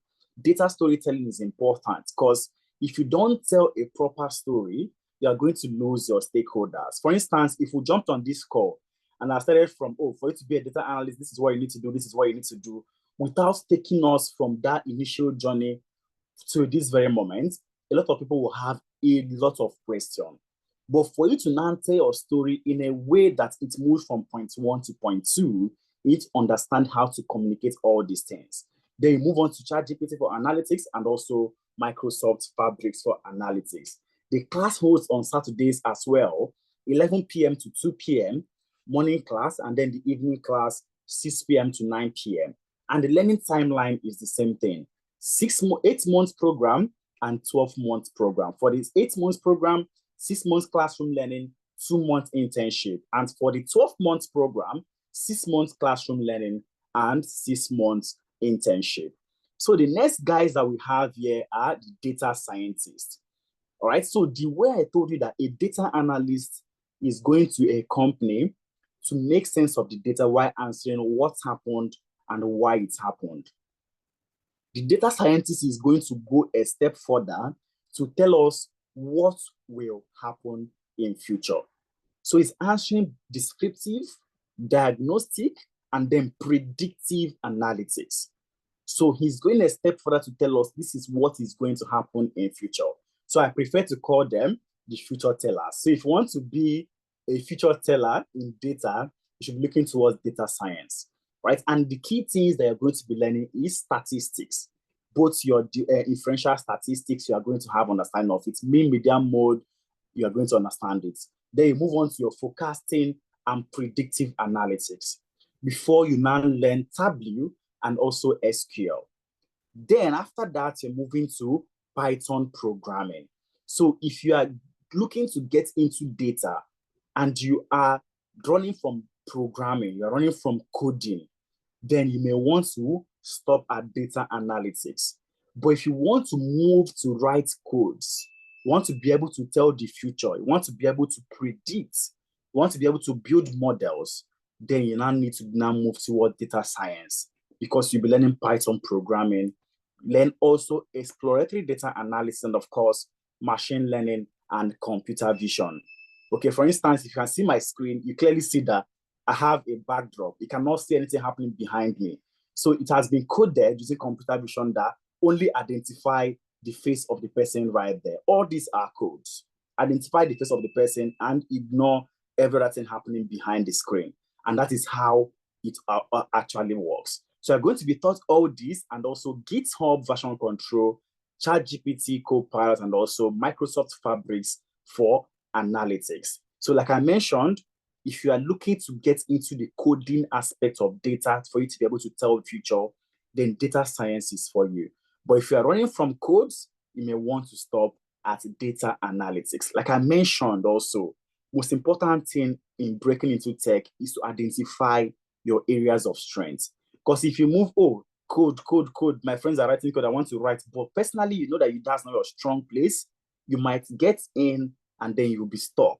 And in the end, it will not allow you to achieve your main purpose. So most important thing is to play from the area of your strength. And the learning timeline is also on Saturdays, 11 a.m. to 2 p.m. West African time. And then the evening class, 6 p.m. to 9 p.m. The timeline is 8 months and 12 months as well. 6 months classroom, 2 months internship, and the 12 months program, 6 months classroom and 6 months internship experience. The next one that we have here, they are the data engineers. Now, the data engineers are people that I like to call the plumbers. So the same way we have plumbers that in the construction company, they connect different pipelines to the tank, that if you go to your kitchen, open your sink, water will flow. If you go to the bathroom, open your shower, water will flow. If you open your, your flush your WC, water is going to flow. Someone has built the pipeline and connected it to the water system, that at any point you open the tap, water will flow.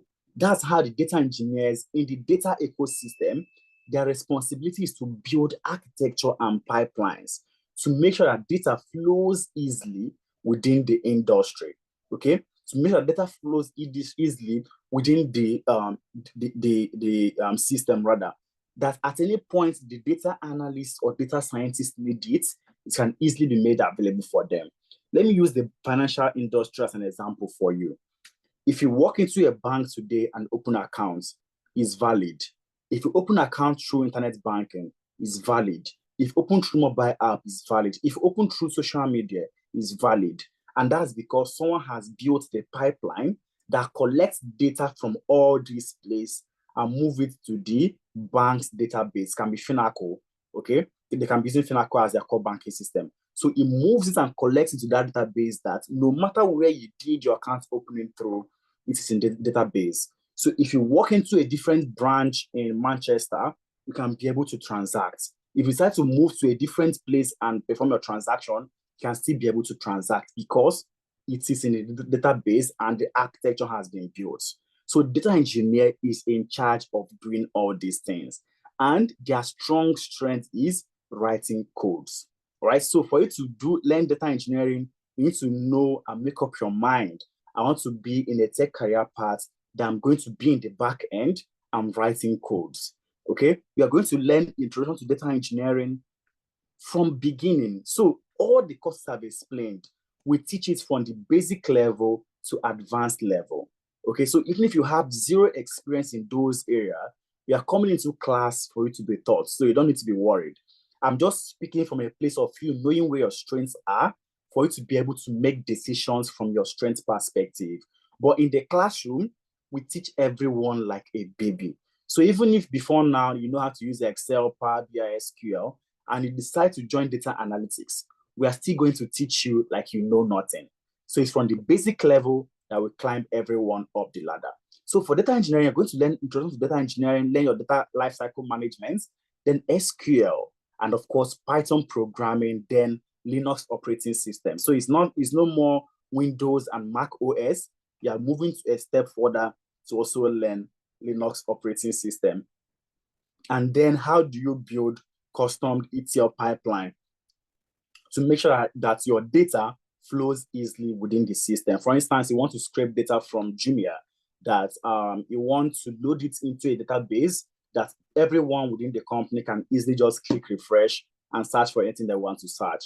You can collect the API for Jumia and collect the data there, load it, extract the data from the website rather, transload it in your IDE, and then load to your database. It's your extraction, transformation, and loading. So you extract from a place, transform it in your IDE, your integrated development environment that can be a Jupyter notebook, and then load to a database. So this is how you make data available for people to also be working on. How do you automate this process? That's where Apache Spark and also Apache Airflow comes in.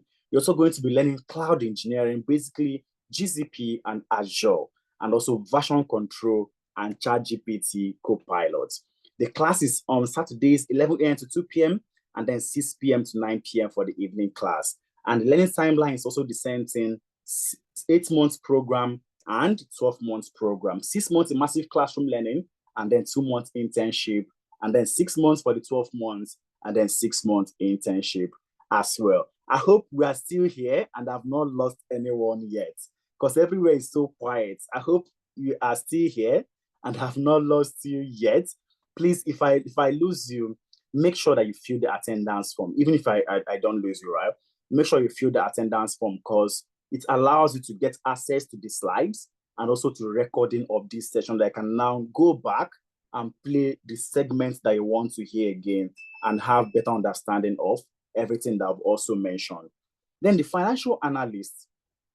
These are people that are data analysts but tilted to the financial space, all right? So they have data understanding, but they are all specialized in the data ecosystem. So we are going to learn the same thing a data analyst will learn. But number 1 to number 4, that the same thing a data analyst will learn, excluding Tableau. So you learn problem solving, learn Excel, learn Power BI, learn SQL.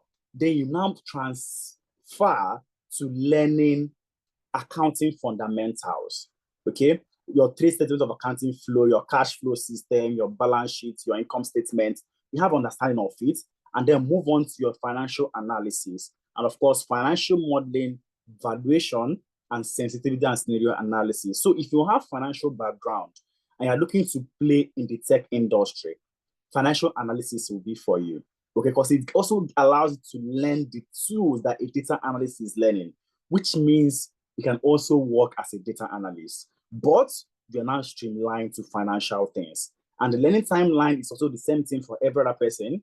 11 a.m. to 2 p.m. morning class, 6 p.m. to 9 p.m. evening class. And then the program runs for 8 months or for 12 months.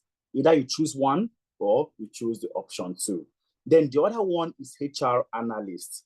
HR analysts, these guys are responsible for analyzing human data, people's data, for them to be able to make informed decisions for the company. So you're also learning the same thing a data analyst will be learning, all right? Problem solving, Excel, Power BI, and SQL. They now move towards HR to have understanding of HR analytics and performance evaluation. All the programs, everything that we talk about is 100% virtual. Everything is virtual.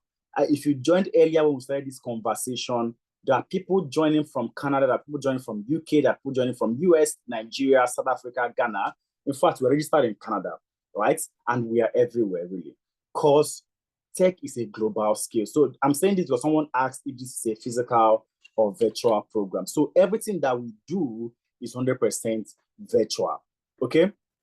Then HR analysis, like I was mentioning, you are going to now learn HR analysis and performance evaluation. How do you use Excel to do your performance evaluation, to do your quarterly appraisals or half-year appraisal or yearly appraisal? How do you build your appraisal sheets? How do you perform HR metrics and life cycle management?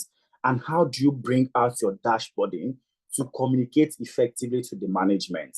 How do you also collaborate and automate your reports? So this is important for a HR person, and also building your case and creating action. So if you are in the HR space and you're looking to break into tech as well, HR analytics will also be a perfect fit for you, because it allows you to leverage the things that you already know in HR and now tilt it to the tech environment and learn Excel, Power BI, and SQL.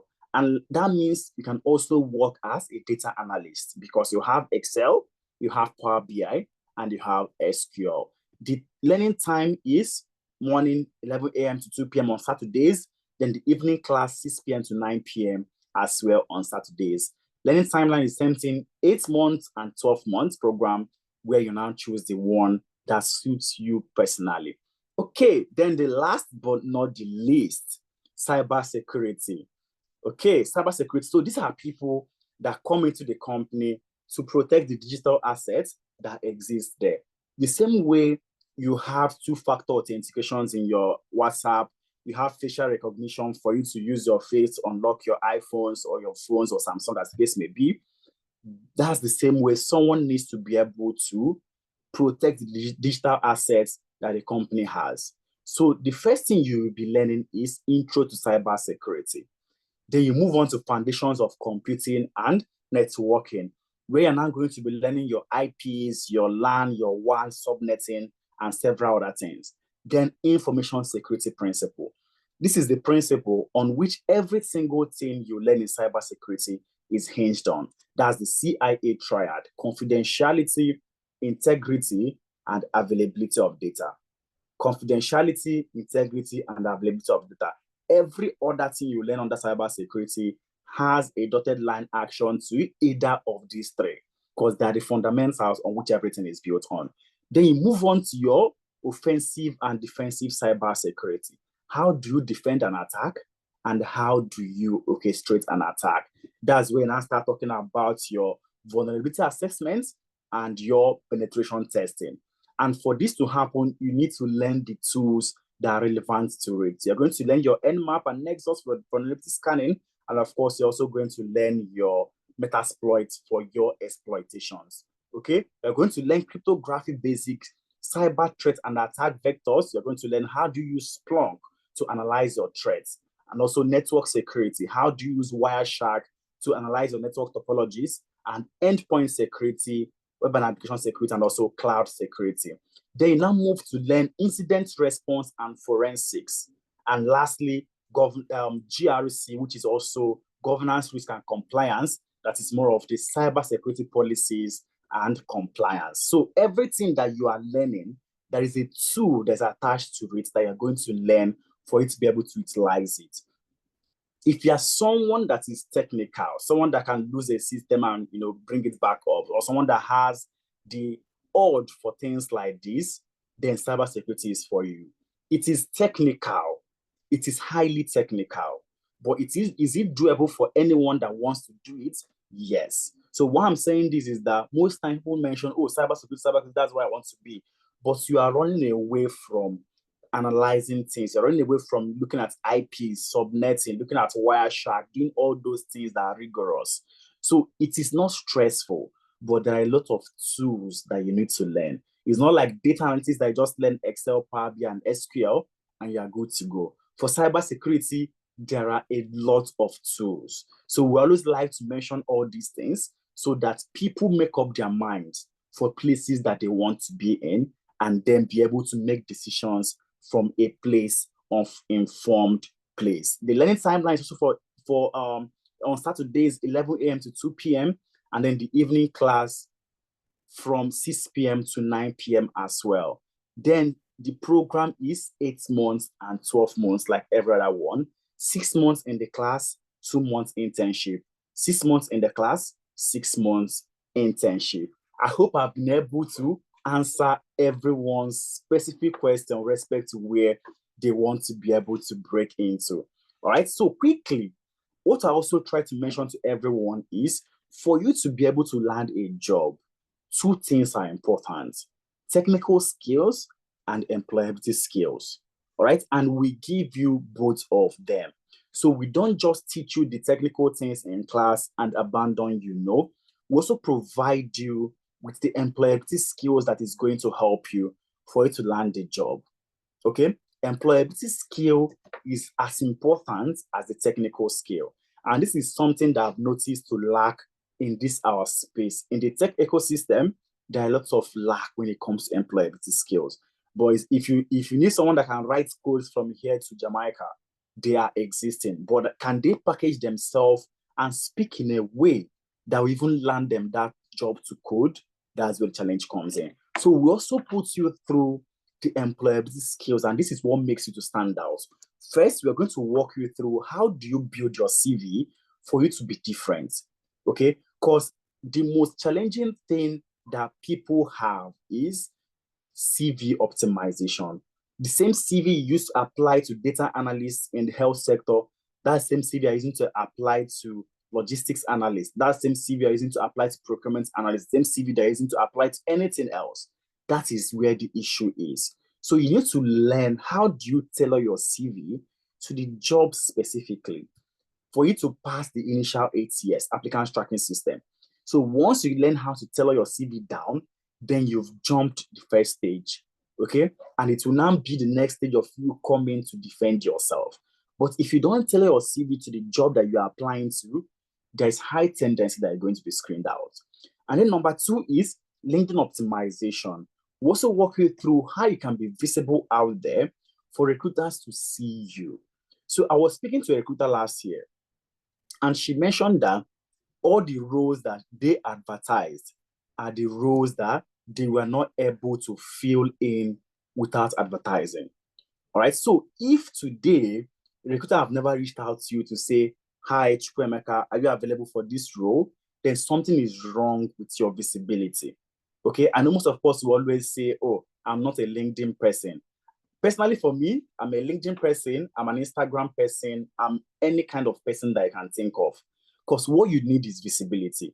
So if today you are looking for someone on LinkedIn that should be able to speak effectively somewhere, you can see me on LinkedIn. If you want to see my own lifestyle, you can go to Instagram and see it. So there's nothing like, oh, I'm just an Instagram guy, I'm just an Instagram girl, I'm not a LinkedIn person. No.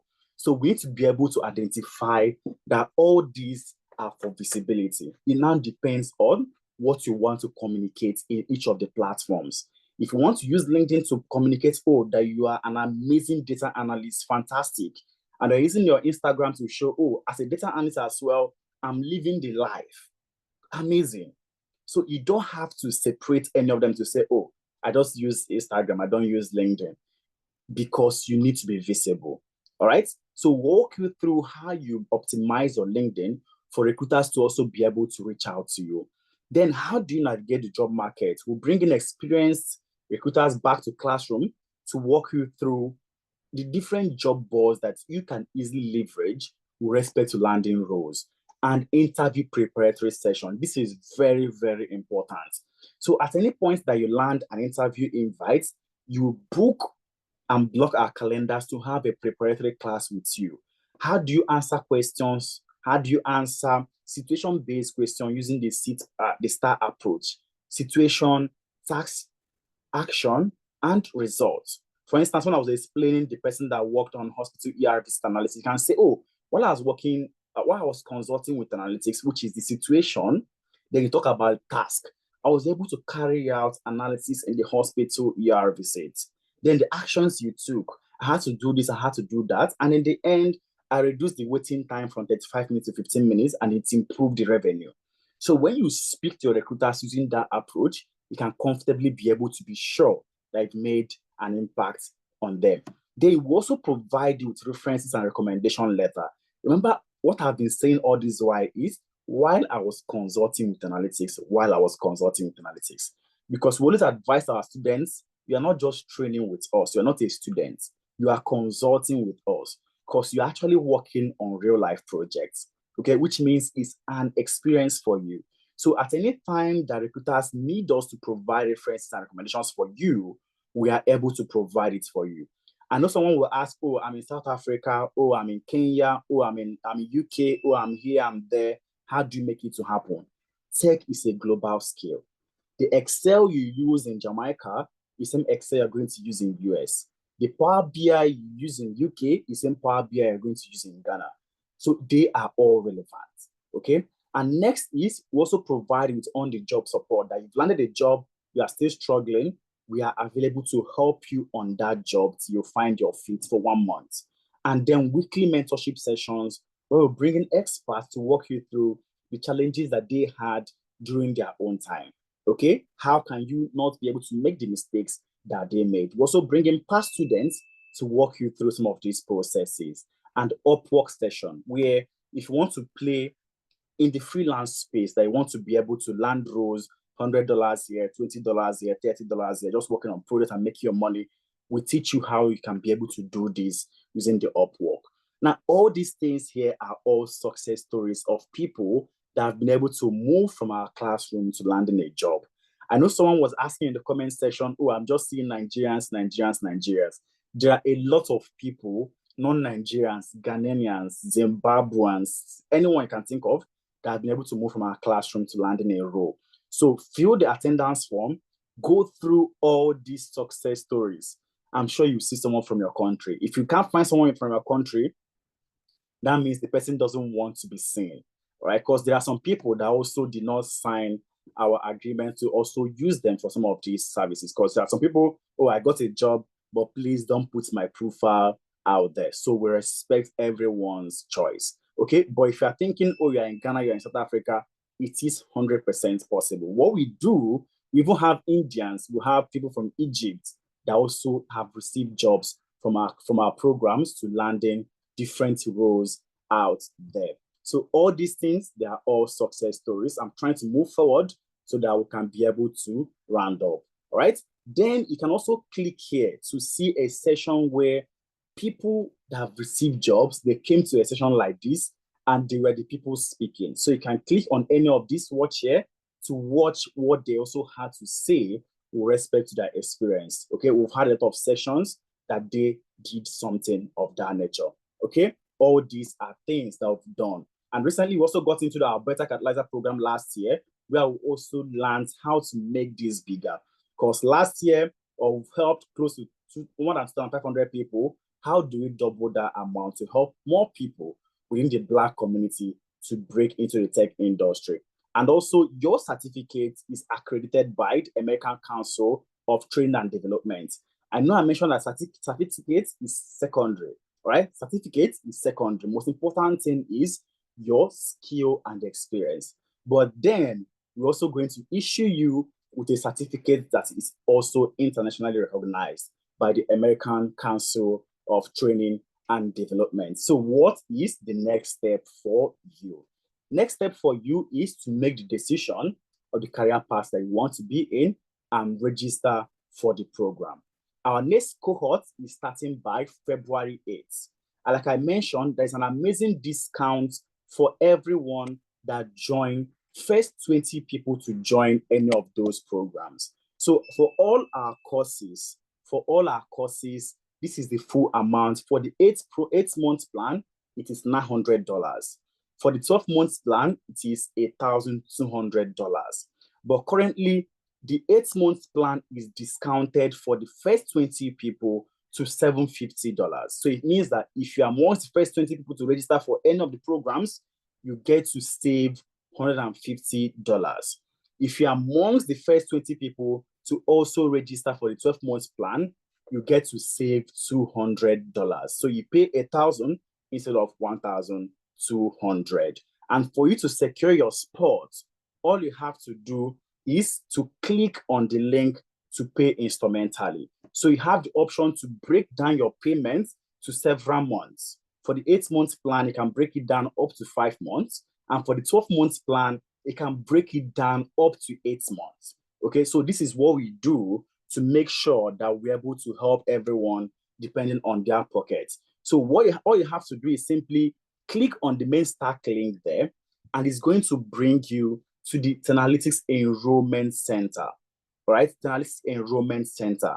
And all you have to do is to identify the path that you want to take. So let's assume that I've already identified that I want to go for the data science program. So once you come here, you're going to see business analysis, 8 months, 12 months. Data analysis, 8 months, 12 months. Data engineering, 8 months, 12 months. So you decide the one that you want to go for. I've said that I want to go for data science. I'll just click on the 8 months plan, which I want to go for, and it's going to bring me right here. So what you have to do now is to select how you want it to be. Like I said, this is just for the first 20 people that are the ones that will have the opportunity to break down their payments, to take the discounted plan that we have rather. So for the first 20 people, you can see that someone have actually taken one of the seats available. And what happens after sessions like this is that some of those seats are easily filled up. And once it's filled up, the price goes back to the full plan. So I always advise people to try and secure their spots as fast as possible. Like I said, you can break it down up to 5 months, which means if I select I want to make payments for 5 months, all I have to do is click on secure my seats, and it's showing me that my first payment is due today. Next payment is due by February 9th. Next one is due by March 9th. Next one by April 9th, and last one by May 9th. So once I click on proceed, it brings up the option for me to fill my details and pay for the product. So no matter the country that you are joining from, it's going to give you the currency in your own currency. All right. So if you're, sorry about that. If you're in UK, it will give you the currency in pounds that will allow you to make payments using pounds. If you are in Germany, it's going to give it to you in euros. If you're in US, it's going to give it to you in USD. If you're in Nigeria, it's going to give you in NGN. If you're in Ghana, it's going to give it to you in cedis. So no matter where you are, it picks your geolocation and give you the payments to be in your own currency, right? So this is what we do to make sure that anyone can make payments no matter where they are joining from, okay? But let me show us one thing that is also visible here. Remember, the discounted price is $750 for the 8 months, but you can easily see right here now, that if I want to make my payments one off, or I want to pay it off in 2 months, I get to also save more funds, all right? So if I want to pay it one time, I also save extra $50, right? If I want to pay it 2 times, I also get to save extra $50. But once it starts going down to 3 months, 4 months, 5 months, that is when you now get to pay the full discounted price. So it's also for you to be able to make your decision. I mean, you agree with me today, the net present value of money. $1,000 right now is different from $1,000 in 6 months' time. So that is also what is playing out here for anyone to be able to make their own decision and be able to choose the plan that works for them. And once you've done the payments, simply come back to this main stack link and click on upload your receipts here.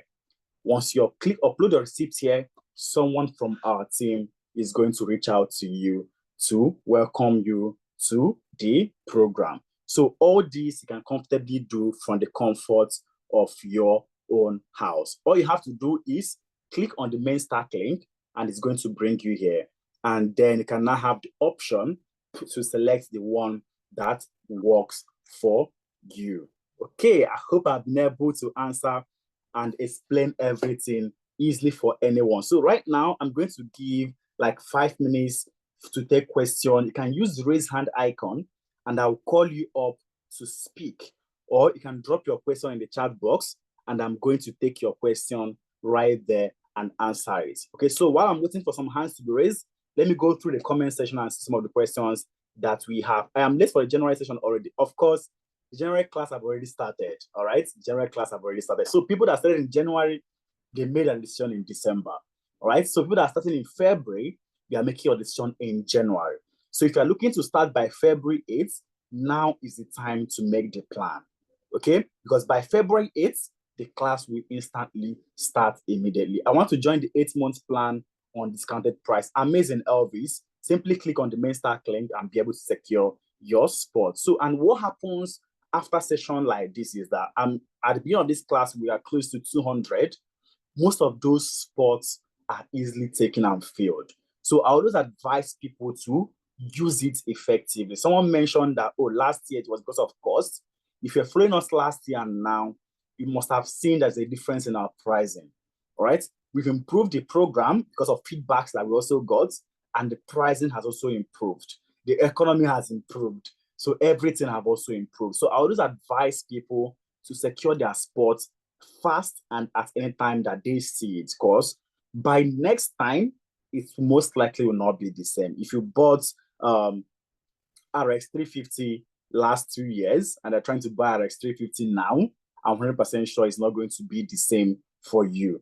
Okay, so Modupe is asking, is the money in USD? So my explanation, yes, is in USD. But if you're making payments, it picks your geolocation and gives you the equivalence in your own currency. So it allows you to make payments from anywhere you are joining us. What about those that want to make payments by month end, Hope? Hope is amazing. By month end, it is possible. But the issue is that if the 20 people have already registered, it means that you are going to make the full payments. All right. So the 20 people can make payment tonight. They can make payment tomorrow. It's continuous maybe till next week or till next 2 weeks. But once that 20 people is filled, the price goes back to the full amount.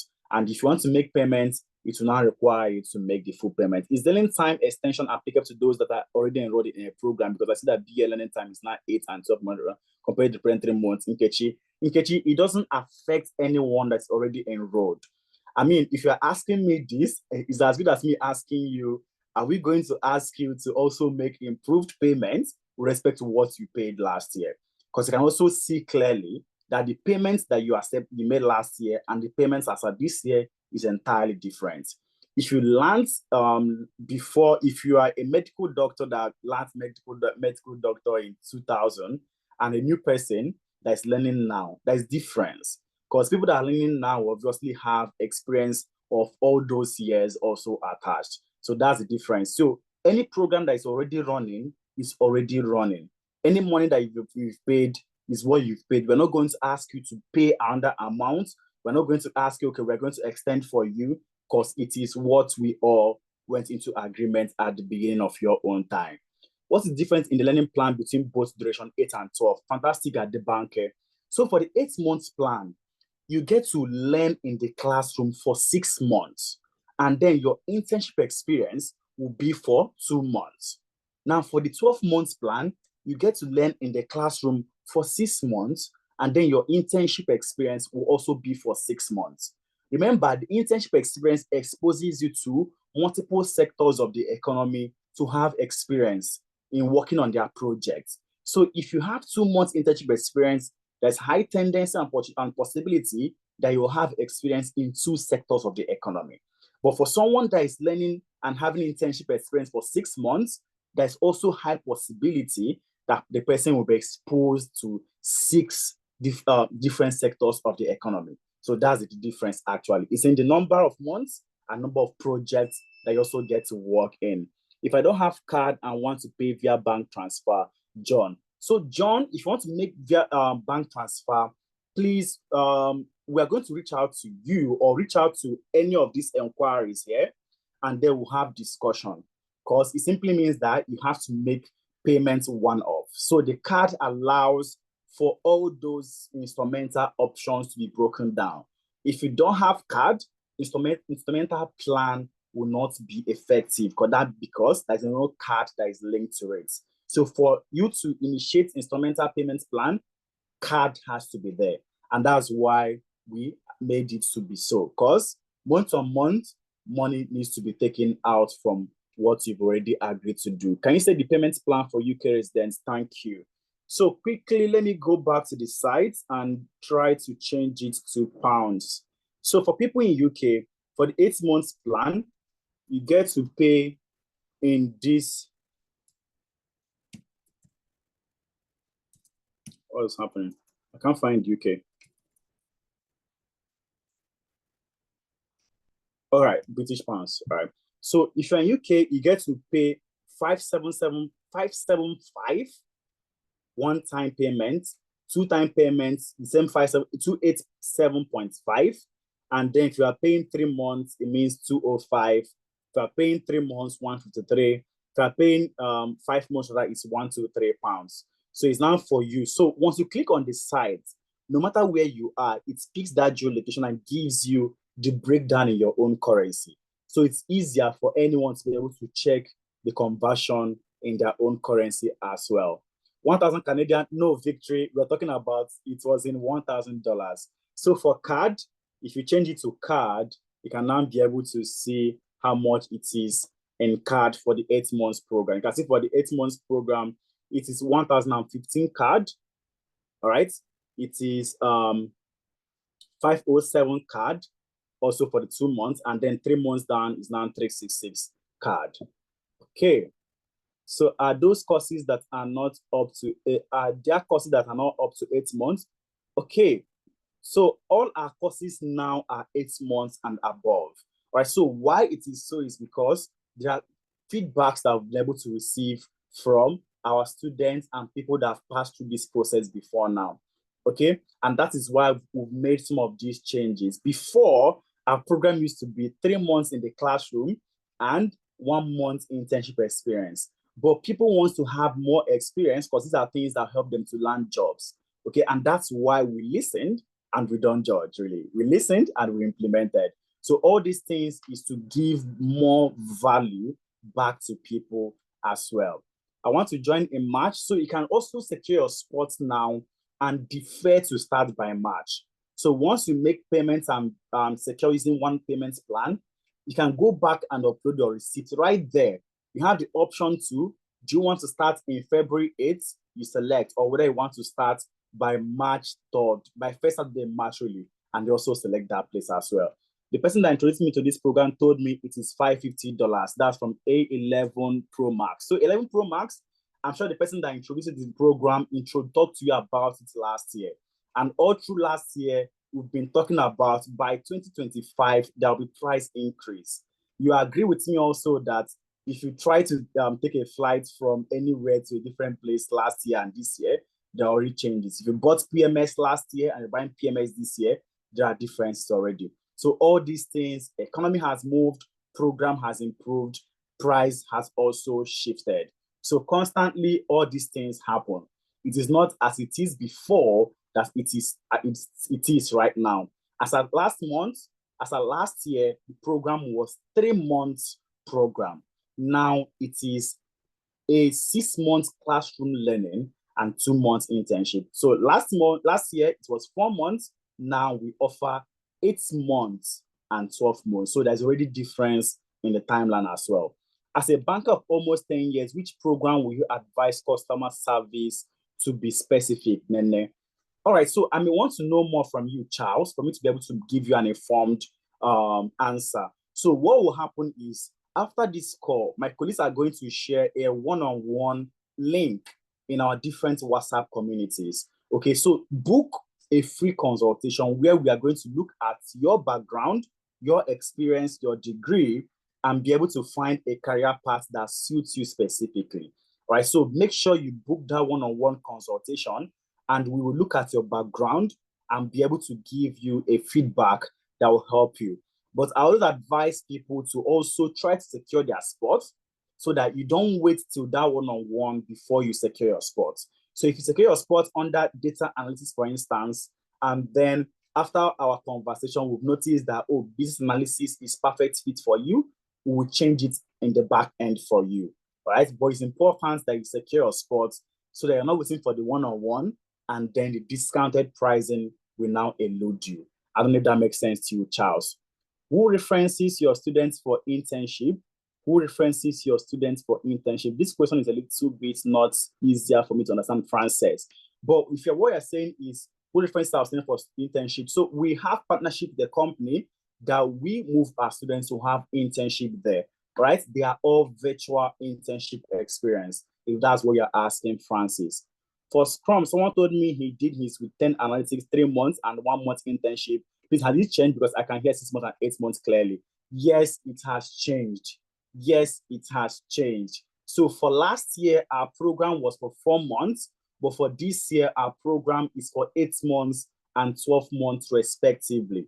And this is because people that come for our program, they are working class people. And everyone still wants to go to work. Everyone still wants to make money. All right, so we make sure that we don't stretch you beyond you dropping out. So one of the feedbacks that we got from people before now is, oh, the program is too fast paced. I'm still going to work. I have children to feed. I have my brothers to feed. Because of it, I'm not able to follow up.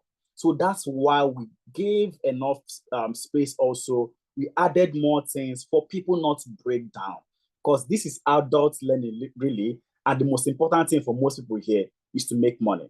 And that's why we don't want you to lose making money while you're trying to get a skill. I hope that answers your question, Ekene.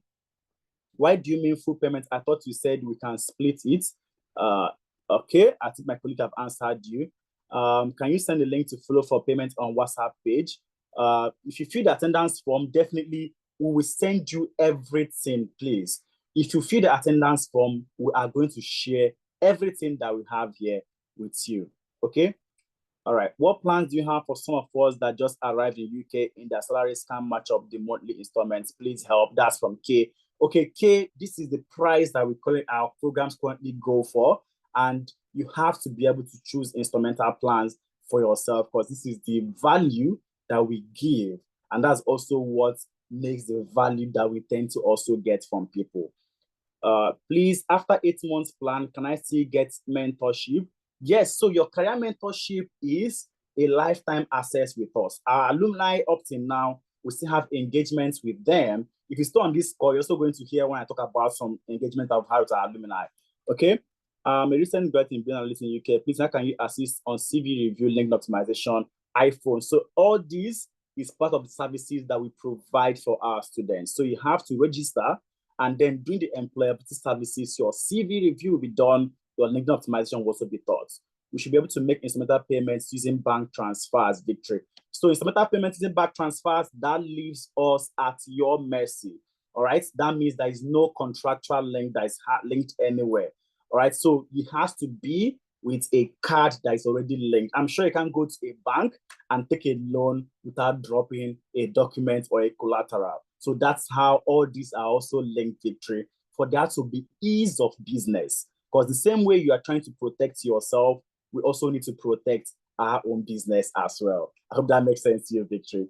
On after you show 3-4 months, could you find 8 or 12 months? So Oyelele, our website has been improved. Our website has improved. I'm sure you saw that before now. How safe is our debit card deals with analytics? 100% safe, Honeycake, 100%. Contact 50% count there for on the spot footprint, please. Okay. I think I've been able to answer some of the questions here. Let me check if there are people that raise their hand so I can also be able to take their question. Oh, there's no hand raised. Fantastic. There's no hand raised.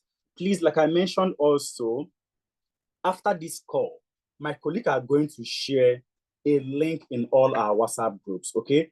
For you to be able to book one-on-one consultation. It might be group, because you might be asking a question that another person will also have. So we might put 2 or 3 or 4 or 5 people together, depending on the number of people that are booked, for us to be able to have a discussion.